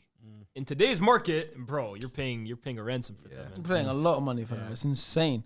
But despite losing 3-2 to Brentford, West Ham has won the games we're covering for the Opta predictions. They're playing Nottingham Forest next week. Who do we think could be a Forest player because they just won? Obviously, West Ham might need to bounce back. Who do we think is going to be the highest rated player of that game? I think you got to look at 2 people, and I think it's going to be a West Ham win back at home. Kudus and Bowen have been impressive the last few weeks. I'm going to go, just based on how I think like they're going to score these ratings, I think Bowen has been the man in front of goal. I'm going to go with him. Just copy him up. I've got Bowen as well. I'm copying the pick you haven't said. Yeah, definitely. I've got Bowen as well. I'm guessing you've gone Bowen. Yeah, Bowen. Do we have a full house? I went for Anthony Elanga. I think Forest might be able to nick a result at West Ham. Fair enough. That would be bad news for West Ham. I was happy with Elanga's performance on the weekend, so I'm going to go with him. Back-to-back losses you're predicting then maybe for West Ham? Yep. Interesting. We'll be finding out who's getting these right next week. At the moment, if we win, we're all sharing the money, bro. Yeah. What are we doing with the money? Now, to be fair, I had a Rodri, so we fair, can't both win. But, like I was saying, next game, we've got Sheffield United versus Wolves. Shit guy finally scored. Sheffield United versus Wolves. Hey, listen, Gary O'Neill. Look, man, can't win them all. Can't win them all. Game is the game. Happens. But crazy goal from Connor Archer. Did you see that? Cameron Archer. Cameron Archer. Yeah, baller, bro. Yeah, crazy. Baller. Finish. Started him in my FPL this weekend. I have him on the end of my bench. I brought him in FPL against Everton. He got me good points that I day. wanted to start Bulldog as well, but I couldn't drop Colwell. But look at that, bro. Dramatic finish, though, that game. Yeah. Norwood. Dramatic. Norwood, 100th minute. Yeah. Did you see the penalty, by the way? The quality of that penalty. In the 100th minute. Yeah, man. Smashed. That's one of the Insane. best penalties I've ever seen. And Insane. he's one of the OGs that was there the last time they were in the Premier League, so still flying the flag. Man. Another Carrington boy. You know, that's what we do. Yeah, Oh, is he, yeah? Sir Alex, Sir Alex told him, you're never going to be a United player, but you will be a Premier League player. Yo, it's so crazy the amount of mid-table teams you have provided players for, bro. That's a bad thing. Yeah. Babes. It's crazy. That's you know that meme of the guy going like, kill him while he's down, man. fair enough. Alonso morning, yeah. No, you're right. Like that's true. United have provided a lot, but they're all like mid-table players. Bill Bardsley. Yeah, we know that. Danny Drinkwater. Yeah. They're all Ryan mid-table Ryan players. Sawcross, I swear, is Chelsea have had top players. Chelsea spread their seeds over the Premier League. Whoa. That's Nah, mad. but they're not a Cobham boys. I'm talking about Cobham boys. Oh, Tarek Lamptey. There's loads. Livermento. You know who's the new ones? Loads. Man City. Oh yeah. Man City are everywhere now. Even Poro. Yeah, he's from Yeah. there. City, like, it's, We'll talk about Kabore at Luton. they have the most random collection as well. random. Yeah. Random. Man City are becoming that team yet. Got them in drawing. We don't have much. Haaland hype. What do you guys got? We have Joe Willock. Who the hell do you guys Joe Willock, Alex Iwobi. Bro guy over here. Harry Kane, the best of them all. That's all that matters, yeah? It's not about how many gems you produce, but the quality of your gems. One every 50 years. We've got Champions League when we've got Serge Gnabry. Serge Gnabry. What? That little moustache. Was he not on the road that porno, season? that little Stink, bro. that porno touch red. This guy's such Allow a it, hater. man. Was a hater, Get him bro. the You're a hater. You're not gonna give them every. He can't even get in the starting lineup these days. He did his thing, bro. Yeah, he did his thing. He's washed up. Why? Because Kane is there now. Real. I hate this guy. Thank you, bro. He hates Arsenal more than he likes He's Spurs. the worst, man. He is the worst. That badge doesn't represent Spurs for him. It represents anti-Arsenal. That's what it is, bro. That's disgusting. To think I wore that badge for 2 years, it's bad. A cock on the ball, man. It's crazy. But yo, big up Sheffield, honestly. I don't want to take away from it. When you look at the concept of it, it's crazy still. It's better than having a devil, I'll be honest. I can't lie, the worst logo in the league. Hands down. No, that one, no, that one's fine. This one's nice. That one's fine. I'm glad it's facing the wall. Oh, yeah. I had to. Don't look at me. But let's not take away too much shine from obviously what Sheffield did against Wolves. Wolves almost thought they clinched it at the end. With 89th minute equaliser from Bellegarde. But to be honest, Sheffield could have honestly gotten let me say Sheffield United. I think they get offended when you refer to them by the first one. Yeah, but I think they could have actually gotten a penalty a few minutes earlier in added time. Like, there was a handball. It was a bit shaky, but they deserved it, to be honest with you, man. Like, I haven't been impressed with them whatsoever. I was even saying they're giving me Derby vibes, to be honest with you. But they were unified at the start of the game. They're aggressive, and they're in survival mode. And that's a huge result for them. That penalty is crazy, honestly. Yeah. Fabio Silva, by the way, is the biggest dud in the league. He's such a dud. No, you know what he is? Weak. He's weak. Mentally, he's a dud, bro. Physically, bro, that brother is not built for the Premier League. He was alright in the Eredivisie last season. Yeah, well, maybe that's your level, bro. I Oh, can't of course, Go yeah. back there, bruv, man. Them little soft jutes they play over there, bruv. Crying after giving away a penalty. Please, man. Find your balls. Honestly, the thing too is like the penalty that he concedes is like a typical striker's challenge, man. It's so like he's It's a in front of lazy the tackle. ball, man. Like It's a there's no lazy way you tackle. can ever win the ball in that situation, and in that moment of a game, it's ridiculous, bro. Like he probably wonders, why don't I get minutes? Why don't I get chances? That's why you're not reliable. It's crazy as well because I think Wolves lined up with all of their attackers in that game. Kaladzic, Yep. Cunha, and Wang. really go to plan. First game without Neto too. See how that- Poor, That's going to be a big blow. Their That's a squad's big massive miss. though, man. Sheffield United. I was just looking at their squad and looking at the missing players. They got like 8 people missing from the squad. Yeah. Those obviously, And yeah. their I know Ahmed Dozovic, great It's defender. like 28 players. Great defender. He's obviously missing a lot Anal. of players. FM Egan. Wonder Kid. Not man like Anal. Oh, I know. Yeah.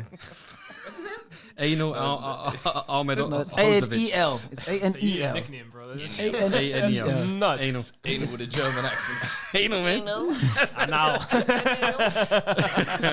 Imagine he's watching this thinking, bro.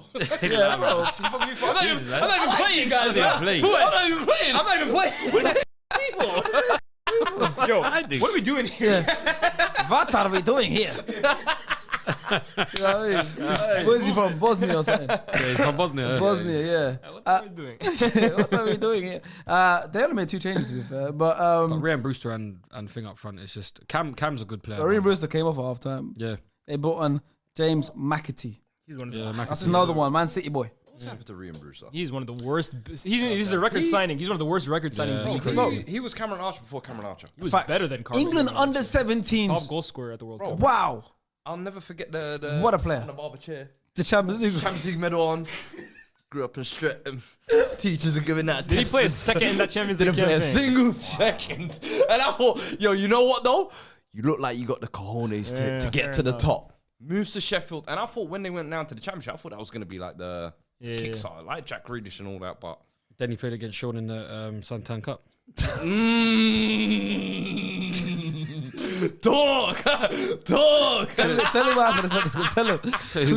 Who won player of the tournament? And the Not, Santan Cup. not Rhea Brewster. Not Ryan Brewster. It's uncomfy. The guy is on the table. Guys on the table.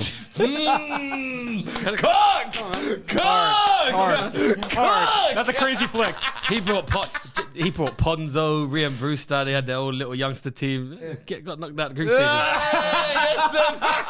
Oh man, Send them packing, man. god damn man. Hey, talk your shit. That's hard. Send them packing, man. But yeah, listen, they got something for half time. I missed that story, man. The Santan Cup.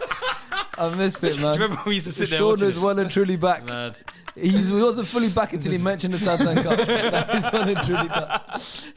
The only other thing he needs to mention is the Ramadan Cup as well. Those are his two best tournaments. Jesus, man. Another player to perform tournament. His two best performances. But yeah, big up Fucking hell. Sheffield United for the Yeah. win. Wolves obviously didn't get to win this game. Gary O'Neill. That's a W for Faisal. Every time Gary O'Neill loses, apparently he's got his agendas. But I want to hear from a Wolves fan and see what they got to think. Probably like Essen says, we seem to lose a lot of attacking threat, and it seems that the loss of Pedro Neto has had a very bad effect on the attack, despite the fact Gary O'Neill claimed he had a way around it. I guess only time will tell how much we really miss him. Honestly, I don't know how many times I've mentioned VAR and referee decisions not going our way, but it's starting to become infuriating how often these referee mistakes are happening, and this early in the season are costing us a lot in terms of our position in the league. This penalty should never have been given, let alone the fact that the game extended beyond the allocated period, and it's cost us dearly, giving Sheffield United their first 3 points of the I season. heard that a few times from Wolves fans saying like, "Yo, they don't think the penalty should have been given," and I'm thinking, did you not see the same thing that we saw? It's nonsense, bro. I'm telling you, they got lucky they didn't consider penalty before, to be honest with you. It is funny, but yeah, Obviously, like, Stonewall. we know that's what happens when obviously when frustrated. I get a it. decision goes against your team, you're always going to be upset. When it goes for your team, hey, listen, that's football. It's like that clip that was going around with Arteta after the Liverpool game saying, yeah, they make mistakes. Referees make mistakes, and now it's obviously disgrace. I mean, but I'm saying it happens, isn't it? Like, yeah, Uncomfortable conversation. I'm keeping that in the tuck. I'm bringing it up a couple times. You just gave him a bazooka right there, bro. I'm fair. I'll bookmark that straight away. I said, yeah. I'm fair. We support the rest, yeah? Cool. All right, Brighton. Their next game is against Sheffield United, and that is another one of our 5 Opta games. Brighton versus Sheffield. Who do you think is going to be standout player of that game? Who are you Bit predicting? of an odd one. Yeah. I always know he starts the year pretty well. And I'm kind of banking on him. Pascal Gross, I've gone for. You've got something with that guy, innit? Or he's a lie. weird player. He's I can't lie. I hear it normally, but Pascal Gross season has finished. That ends in Is it- November. November? October is November. his season. Now, it goes back to Pascal. I'm trying to see if this is the last game. Yeah, nah. It's over. Oh, I went Matoma. Same. Has to be. Yeah. He's the danger man for Brighton, in my opinion. Even at the weekend, the own goal comes from his trickery on the left. Top player. I've gone Evan Ferguson. He started this week, got subbed off, but another one, I could just see it coming. He's overdue, hasn't scored in a few games. This is the one where maybe gets a few goals. Sheffield United, obviously a bit leaky. So you never know. Eddie Nketiah got a hat-trick. Evan Ferguson, why not? Again, up towards the last few games of the weekend, we've got Forest versus Villa. Now, Damian Martinez came back in goal. I saw your tweet. That was Damian, man. He was truly in Damian mode. I keep saying it, bro. No one knows Martinez more than I do. I was watching him in 2011 with 50 fans in the crowd, flipping in Barnet Stadium, and then Underhill, it was called, and then Bournemouth Stadium, Meadow Park, it was called. I was following Arsenal's youth teams around, and I was seeing him playing for us. That's when he was called Damian Martinez. It wasn't called Emi He Martinez. was called Damian. His name is Damian Emiliano Martinez. Bro, That's his full name. I thought this because when he was at Arsenal, I was like, I don't remember no Emi Emi is his alter Martinez or ego, bro. Emiliano. Yeah. As soon as man started making a couple saves, he said, "Yo, let me rebrand this real quick." Facts. And now I'm gonna look cold. And now he was the best keeper at the Ballon d'Or ceremony. always come to life. But it was Damian Martinez, and Damian Martinez wasn't amazing. Damian Martinez conceded 4-0 down against Reading until we came back in 175. And one of those goals he conceded was exactly the same goal he conceded here. And Damian Martinez was being sent out on loan all the time.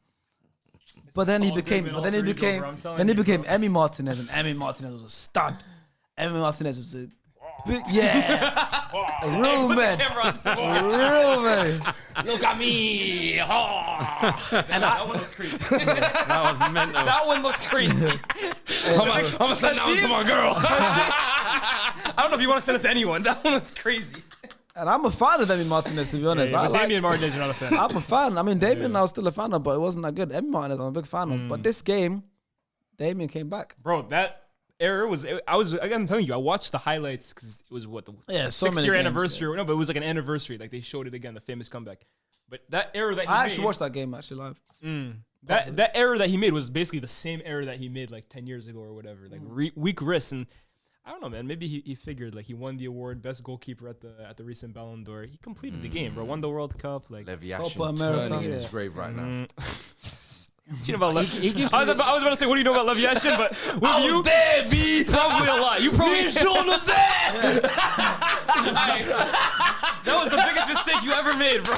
You're no longer the oldest member. I catch that one by myself. My brother. You realize last second, wait. I'm not the only one anymore. The age tilt, man. Lev Yashin, man. What was he like? What's that? What was Lev Yashin like? Hey, no With the gloves cap them on. days. You No tell me, gloves. No, man. he had, Real I men. swear he had gloves. Gardening gloves. I'm actually talking to an expert. Yeah, you see. Gardening gloves. Yeah, he slightly even passed him a little bit. For real. Oh, yeah, I'm 35, man. Damn. Are you getting up there? Just turn, man. Inshallah, I'll make it there, bro. Damn, fair play. No, but listen, you know what it is with Emmy? He overdoes things.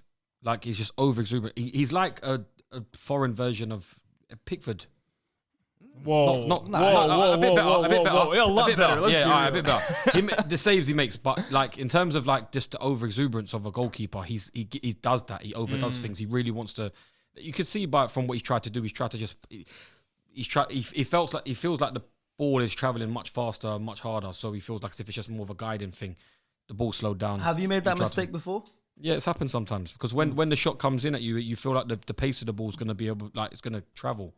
So you're using just a flick motion rather than actually pushing and scooping rather than what he's done. So he's just obviously tried to. This is take a touch. real goalkeeping expert, by gonna the way. say, This yeah, isn't I've never even this, thought of that. this isn't Faisal's. This isn't Faisal's Fugazi goalkeeping analysis he gave us that one time. You have to run back and not fall over.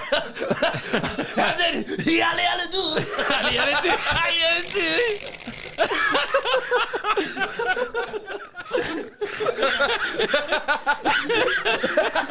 and then little pork And then O'Reilly put in a little La Pioche. Shut up, Shut your ass up, man. Pork chop, Lotte is my lover. Shut up, man. Oh man. Shut up, man. But yeah, I mean, like, you see how it happened, right? You see how it happened. But the first got Ola Aina, good finish, but it seemed like so open and so. I'm a fan of Ola Aina, by the way. Yeah, and Chelsea, another Chelsea boy. Yep. It's the cutbacks for Villa. I don't feel like they're defensively as sound as what they've been recently, like before. But it's Douglas Luiz. Normally you'd have that assurance from the cutbacks, but every single time Nottingham Forest were getting in, it was just the cutbacks. Elanga 1v1 out wide was just killing people. Tearing Matty Cash apart. Tearing Matty Cash apart. So yeah, like maybe that's a jink in their armor of what Villa aren't really great at defending with. 100%. Looking at Forest, to be honest with you, there was a lot of talk about them last season. They brought in so many big names, and they barely survived. Yeah. But I actually think their work this season is kind of going under the radar. Like they're kind of a team that, in my opinion, no one is really talking about. I think they're going to be pretty comfortably safe, in my opinion, this year. And I think they've actually now built a pretty decent core of players that you know are consistently going to be there, unlike last season. And I think I always talk about like the athletic side of the game because I think in 2023 it's super important. Yeah. They are physical, bro. Honestly, they are tough to play against. When you look at like that spine with Mangala, you look at Adeyemi, you look at Elanga, Morgan Gibbs-White. Like that's a tough team to play against. Like the opening quarters of that game against Villa, bro, they ran them off the pitch. Physically, they're a problem. I'm impressed with Forest this year, man. Honestly, I went to the Chelsea Forest game at home, and it's just the Lost, shape. right? The one you lost. Yeah. It's just the shape. I've been to. Remember, it used to be a thing. If I go to games, we lose. It's cursed. But it's just the shape, the general shape that they hold, and the way that they collectively defend. They're sound. They're actually quite sound defensively. Forest. Yeah, I predicted them to finish like 11th, 12th this season. I'm not expecting them to be. I mean, yeah, they're 13th right now. So Yeah. that's good. That's like a just off mid-table finish. I like this guy too. He brought up what's his name? Toffolo, yeah, Toffolo, it was yeah. man He of the had, match. 2 assists, yeah? It was man of the match, 2 assists, left back. But yeah, like I mean, obviously said he like Ola Aina, good player. Chelsea, Chelsea. Awoni, by the way, I said Adeyemi. Awoni. You said Adeyemi. Awoni, yeah, of course. But yeah, listen, man. I mean, Forest got the win. Villa, who were looking so good this season. That's the Premier League for you. I know you don't like Villa. This guy is so desperate to see Villa fall off this year. Yeah, you are. Because you were, start of the season, you were saying, I don't believe in Villa. When they destroyed Newcastle the other day, I was with him. He's like, I need Newcastle to get back in this game. Don't try and hide it now, bro. This is what you do. No camera. There you go. Have to, bro. Do you know what it is? All summer long, people were going on like Villa were the the winners of the summer. Similar like what they did with us last year, if you remember. Like, Spurs are the biggest win. And I was like, okay, what does that mean?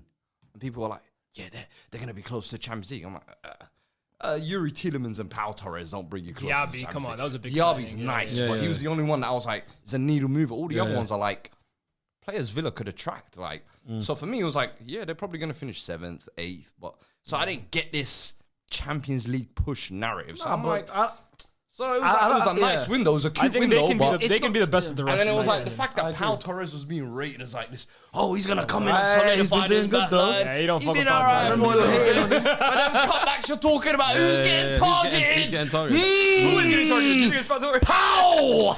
Are you sure about that? Yeah, that sluggish. I think you found your in and you're like, I know how this guy works, bro.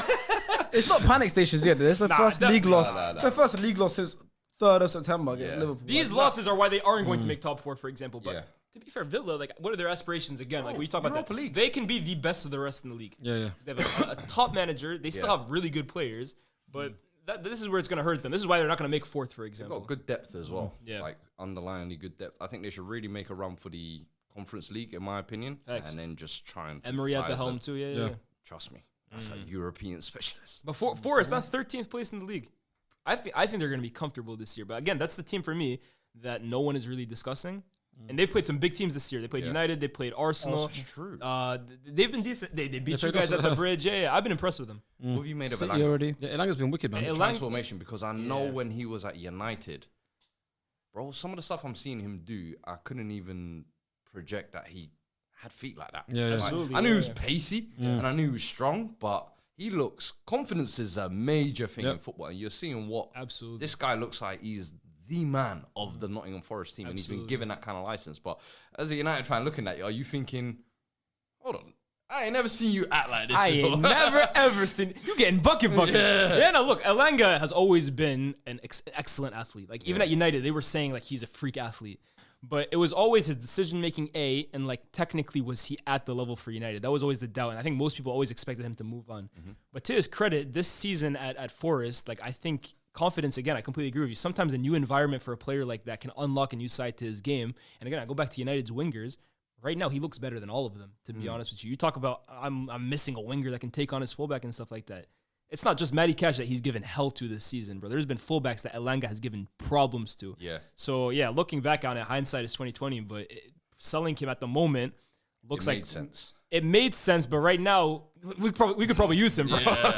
We could probably use him. Nah, but I don't think the pressure of Man United. Yeah, who's to say he would be doing and this the for us? Yeah, toxicity facts. there and everything. I don't think he would be doing well. I think Yeah. a team like Nottingham Forest Needed that. is definitely a big Yeah. reason why he's doing so 100%, well. Some 100%. players, that's just how it is. I'm Isn't it? happy for him too. This is what United does, right? Like less so these days, but I remember late 2010s, early 2000s, the Premier League, every single team has a United Academy graduate. Darren Gibson. Yeah, Gibson, yeah, all of them, Shawcross. I'm man. telling you, Yeah. Bardsley, we had so many of them, bro. Yeah.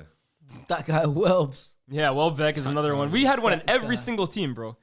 And now these days, the less said Do the we better. have one now? Wait, from one of us? Nah, I don't think we No, do. I don't think you do. Honestly, United's Academy graduates have fell off a bit in terms of Right, like. now you lot are more championship fillers. Yeah, Yeah, and to be honest, like you look at now, like the smaller teams in the league, they're being able to attract players from around Europe and stuff like Yeah. that. Where like a lot of the United Academy graduates are like good, honest, like professionals and stuff like that. Like, are they even making it to the Premier League teams? Like, Garner's, the yeah, Chongs. Gardner, to be fair, is another one who's actually doing quite well for He's himself re- at Everton. at Everton, yeah, yeah. fair play to him, to be honest. But it's just not the same, bro. Back then, different. hey, different we ran roles, this man. league, bro.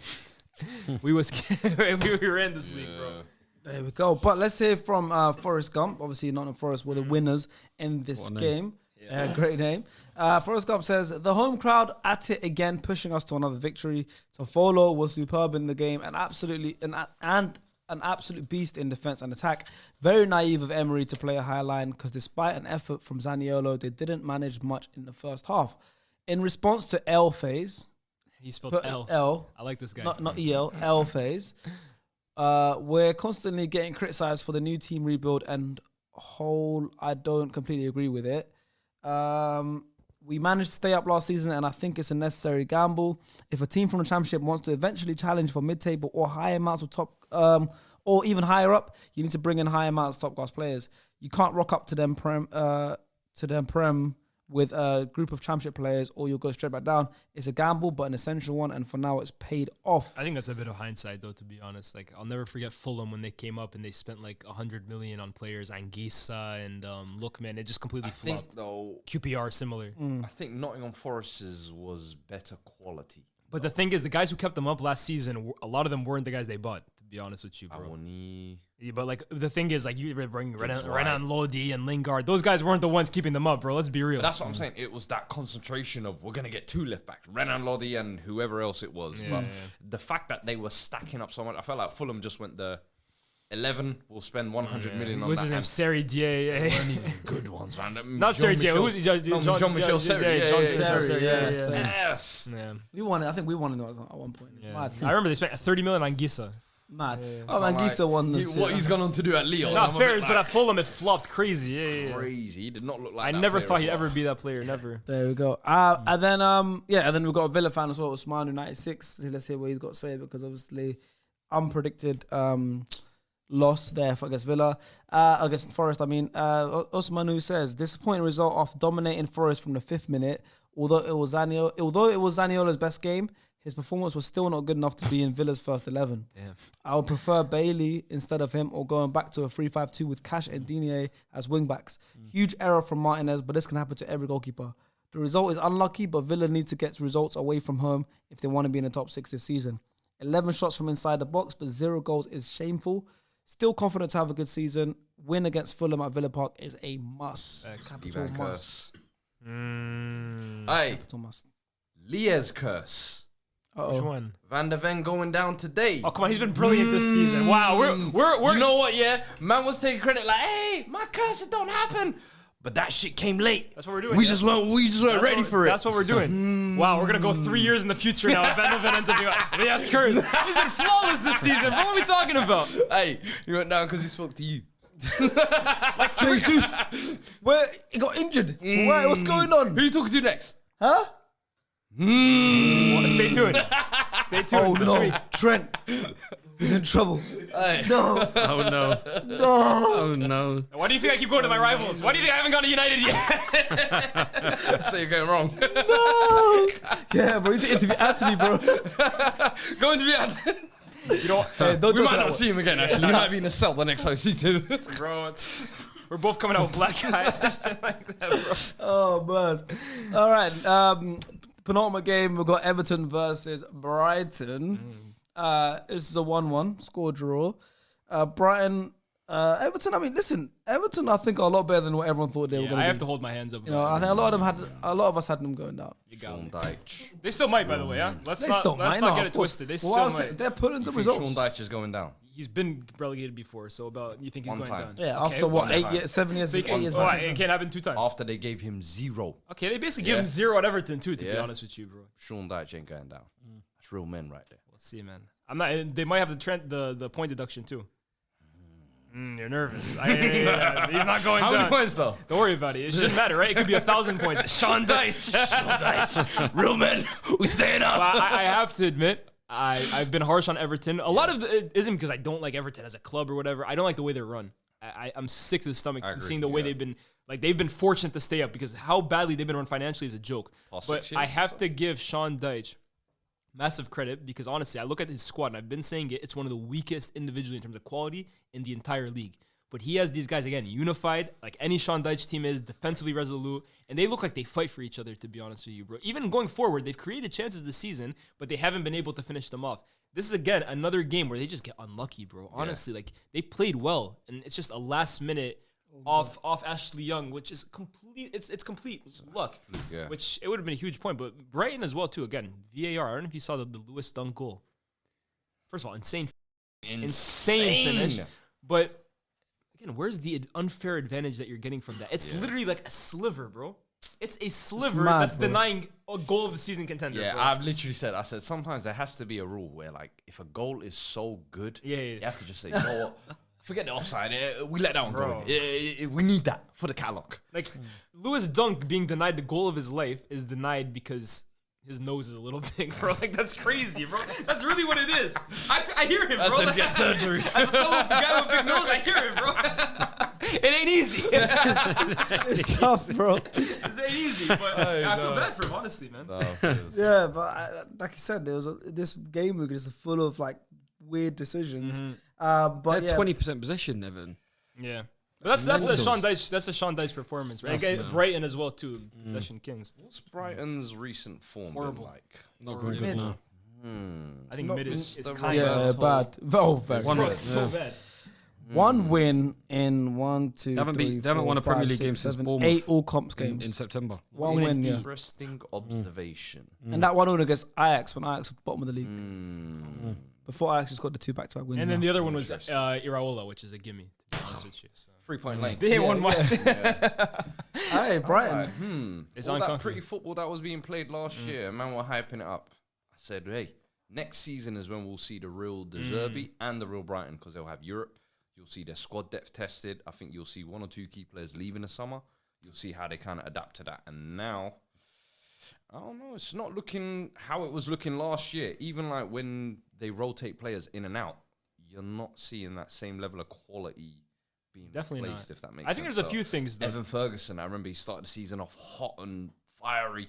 But the thing Past is, couple of he's weeks, been injured and though. He's been out for a while. Is it injuries? Yeah, Because it I is was like, injuries, bro. all of a sudden he seems to be sitting on bench a lot, and I'm like, why has De Zerbi all of a sudden like stunted his? I think it is injuries, to be honest with you. And the other thing is too, Welbeck, who's like the guy who plays either with him or instead of him, he's been injured as well too. The biggest issue for me, Brighton, I thought they had a decent window, to be honest, but sending out 2 of their strikers out to the Bundesliga, and I think both of them are doing really. What's his name? Undav is one Dennis of them. Undav, yeah. And there's another one they sent out there too. And not buying another striker to kind of complement the 2 they already have was an issue. I think Caicedo and McAllister, I know they've done well in the past, letting go of players and replacing them well, but that's the heart of your midfield right there. And you're taking a risk on a kid from, I can't remember where they signed him from. And then you have Milner and Dahoud. Yeah. I think that was a big risk. And then finally, it's De Zerbi, right? Like, he is so stubborn in the way he wants to play, which I respect it, but at the same time, as a fan of that club, it must get frustrating sometimes. He played Gilmore and Lallana in the weekend.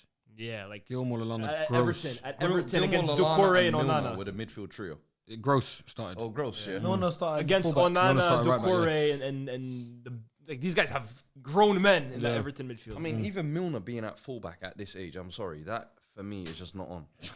What are we doing? Like that's a what are we doing here? no, literally, what are we doing here? Like you're setting him up for failure. I'm sorry, at that 2023, point. man. Like It's mad. Yeah. it's crazy. He's a solid player. I mean, Milner hasn't made any bad mistakes. Listen, Since. Oh, he got destroyed by Doku, man. That was the one. that was for bad me was the idea. one where I'm like, we have to stop putting. That's him his at Gary fullback. Neville versus West Brom moment. Bro. Yeah, it's time to call Where's it the quits. guys like the Bowenettes, the Incisors? Where are these I guys? swear, Enciso's injured, I swear he got I think. injured. Enciso got bad That's what I'm saying. injury. These are the kind of guys that Buonanotte they're might missing have because also now got they're injured forcing too. Adingrad and it's Buonanotte a actually lot different. Came on Brighton last 10 fans have minutes. been getting onto him. He came on as a substitute. Brighton fans have been saying they're not that impressed. Well, with him. João Pedro came on. He's Ansu 30 Fati million came signing. on. Yeah. A Dringa.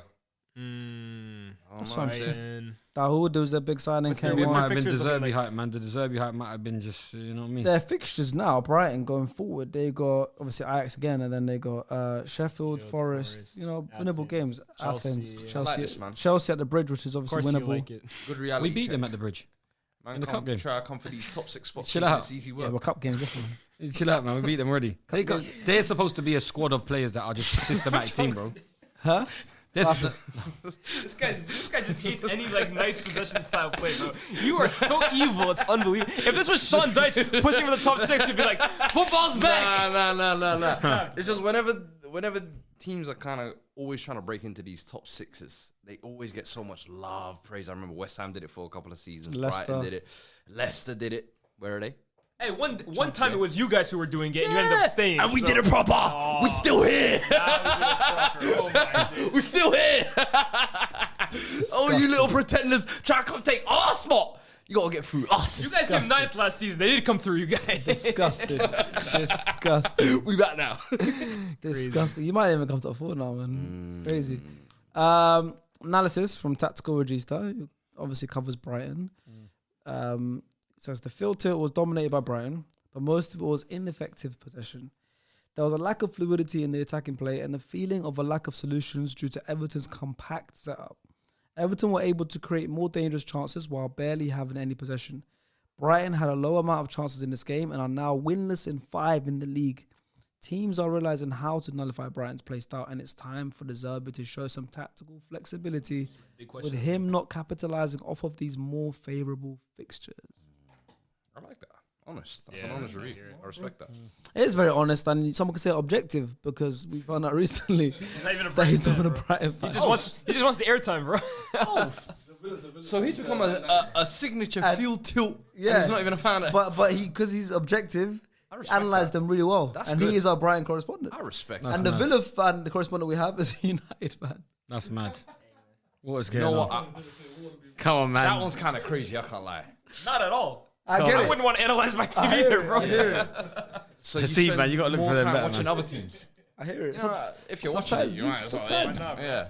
Sometimes You objective got point the of view. airtime, bro. There's so many United correspondents. Listen, Villa ain't nobody talking about that. Hey, all you correspondents out there now, get involved. Luton, there's saying. available. Yeah, we need Spurs, we ain't got one as well. Facts, I'm like, Hey, what's Luton's field tilt, bro?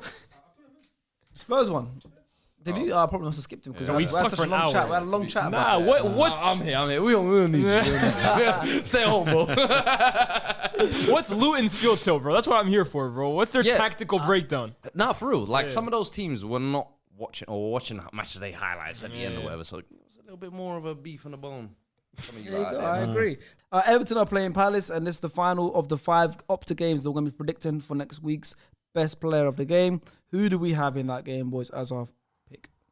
Coming back from injury, making his kind of return midweek, got the assist straight away.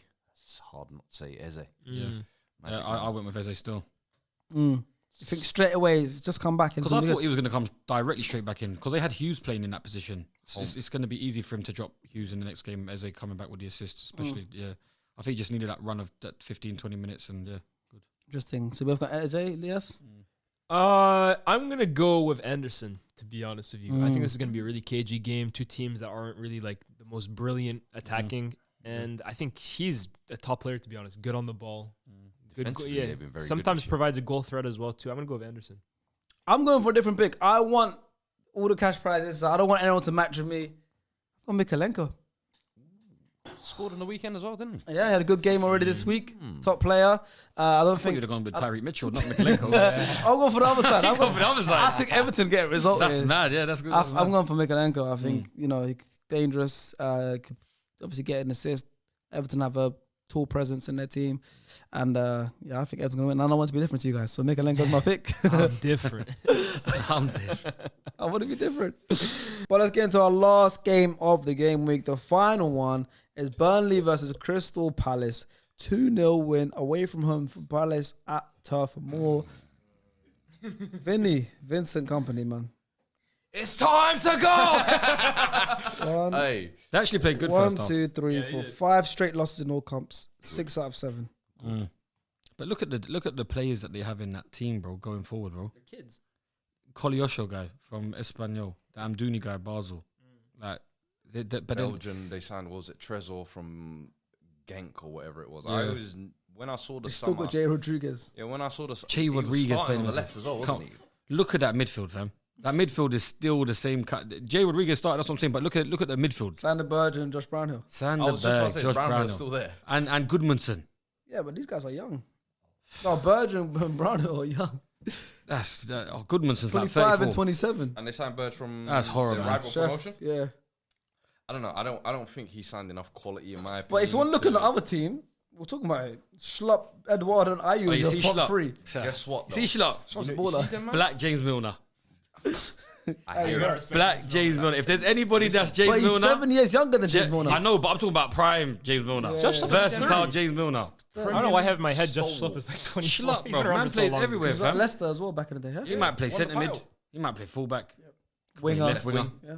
That man I play swear everywhere. Schlupp came from us too. I swear he did. Did he? I think he I did. don't I know. think Schlupp was on our books at one point. Was he? I think he was. Well, he wasn't in senior career. Maybe a little bit academy. I doubt it. That's what I'm saying. He never played for you, bro. I swear he was on our Leicester books at one City. point. Leicester City Hold on, academy. hold on. Leicester youth career. Leicester youth career, bro. A product of the Leicester City Youth Academy. Why did I think he was with us? I swear I've seen him wearing Leicester, yeah. You're probably thinking about Paul Pogba. Yeah, that's nah, look up Schlupp Man United. Look up. Can you look up Slut Man United?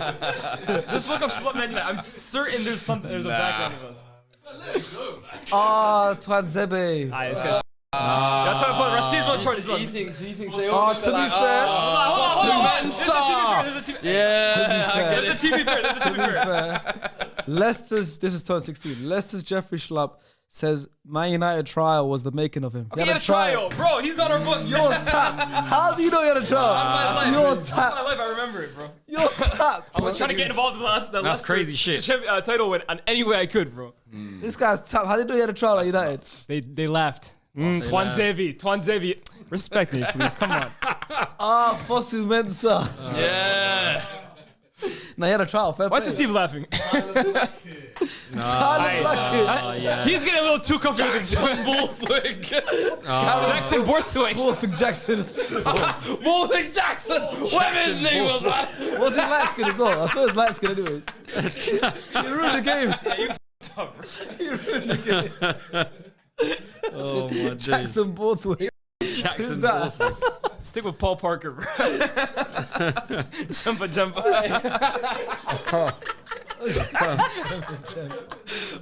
Don't kill me. We did a start over there. Did he take one from them lot? Cameron Carter Vickers. Cameron Cole. That one, I didn't know he was with Nah, us. he's from straight R's. I swear he was like United first. Let's test my You're knowledge. probably yeah? thinking of Borthwick Jackson. No. Jackson. I saw you took it from You're United. probably thinking of Fraser Campbell. Cameron Carter Vickers. I don't think he's with us, bro. Don't mess with me. Nah, he was never there still. Yeah, man. Nah, but let me type in. Just type in Carter Google. Vickers United. I'm telling Trial. you might find, he went the stadium tour when he was 6 or some shit like that. I can't find nothing right now. I can't find nothing. Anyways, yeah, Burnley versus Palace. Shows how distracted we got. Sorry, don't disrespect any of you guys. But Palace got an away win, so a good result for Palace. Yep. Sam Johnstone is the first goalkeeper to keep 5 clean sheets in the Premier League this season. Yeah, so Palace keeping clean sheets. Another one. He's on our Defensively, they've books. been solid, isn't it? Defensively, they are solid, but obviously going forward, they're Like Tyreek. missing their main players. Obviously, Tyreek Mitchell got a goal in this game as well. Yeah, Eze just come back. I brought in Eze on my FPL, thinking on that off he the would bench. start guaranteed. Came on off the bench and got an assist already. Yeah, I was happy with To that. be fair though, you look at the goals that Palace scored. Again, they come from Burnley individual mistakes, man. The first one is literally, and this is where like I look at Company, and it is his downfall. He is gonna get sacked eventually. When you get promoted to the Premier League, I don't care what you were playing in the Championship. That first season, you have to have a bit of resoluteness. You have to like sacrifice your principles, and you have to survive, bro. Yeah.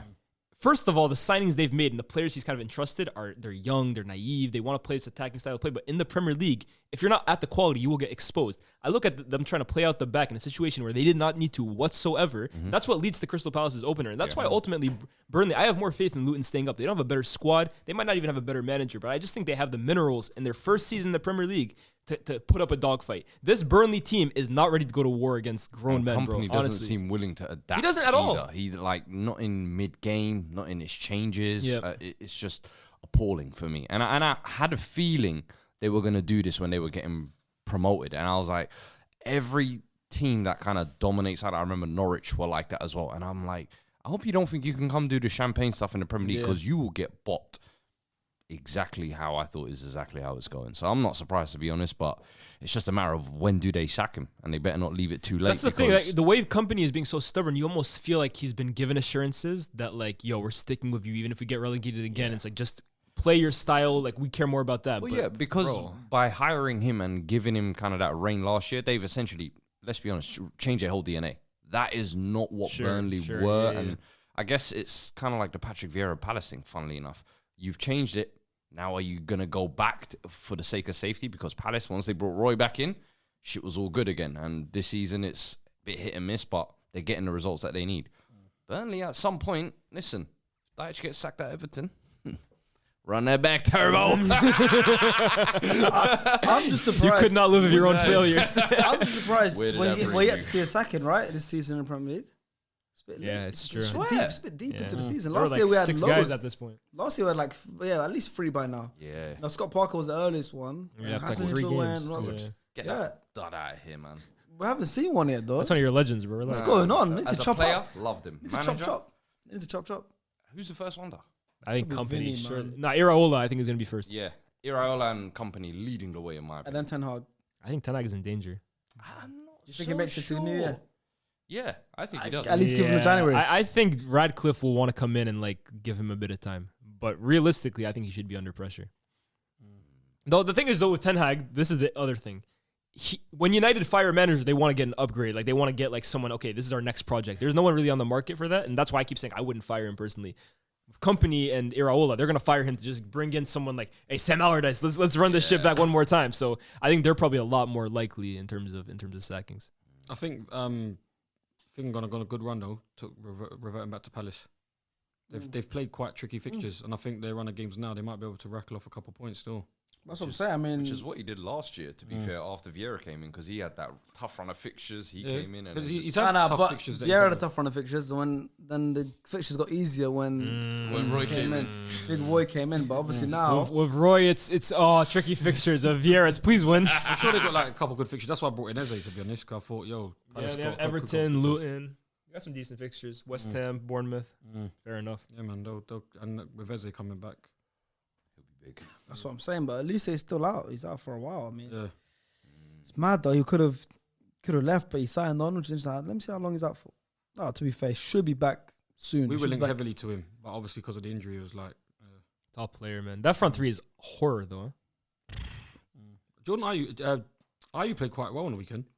Fair enough, but like just on paper, Ayew, Edward, and Edward stinks. And then sometimes they bring in Mateta. That's crazy, bro. Yeah, it's not great. It's not great. And let me hear what Austin CBFC has to say about it, because they got a win, so I want to hear away win as well. It says, first half, weird one. We really weren't great at all, but found ourselves 1-0 up. Unreal from Ayew to win the ball back and lay it on a plate for Schlupp. We couldn't handle Burnley in the first half. They kept attacking our left side and we heated it. I don't know. Hated it, maybe. Hated it, yeah. Burnley had 9 corners in the first half.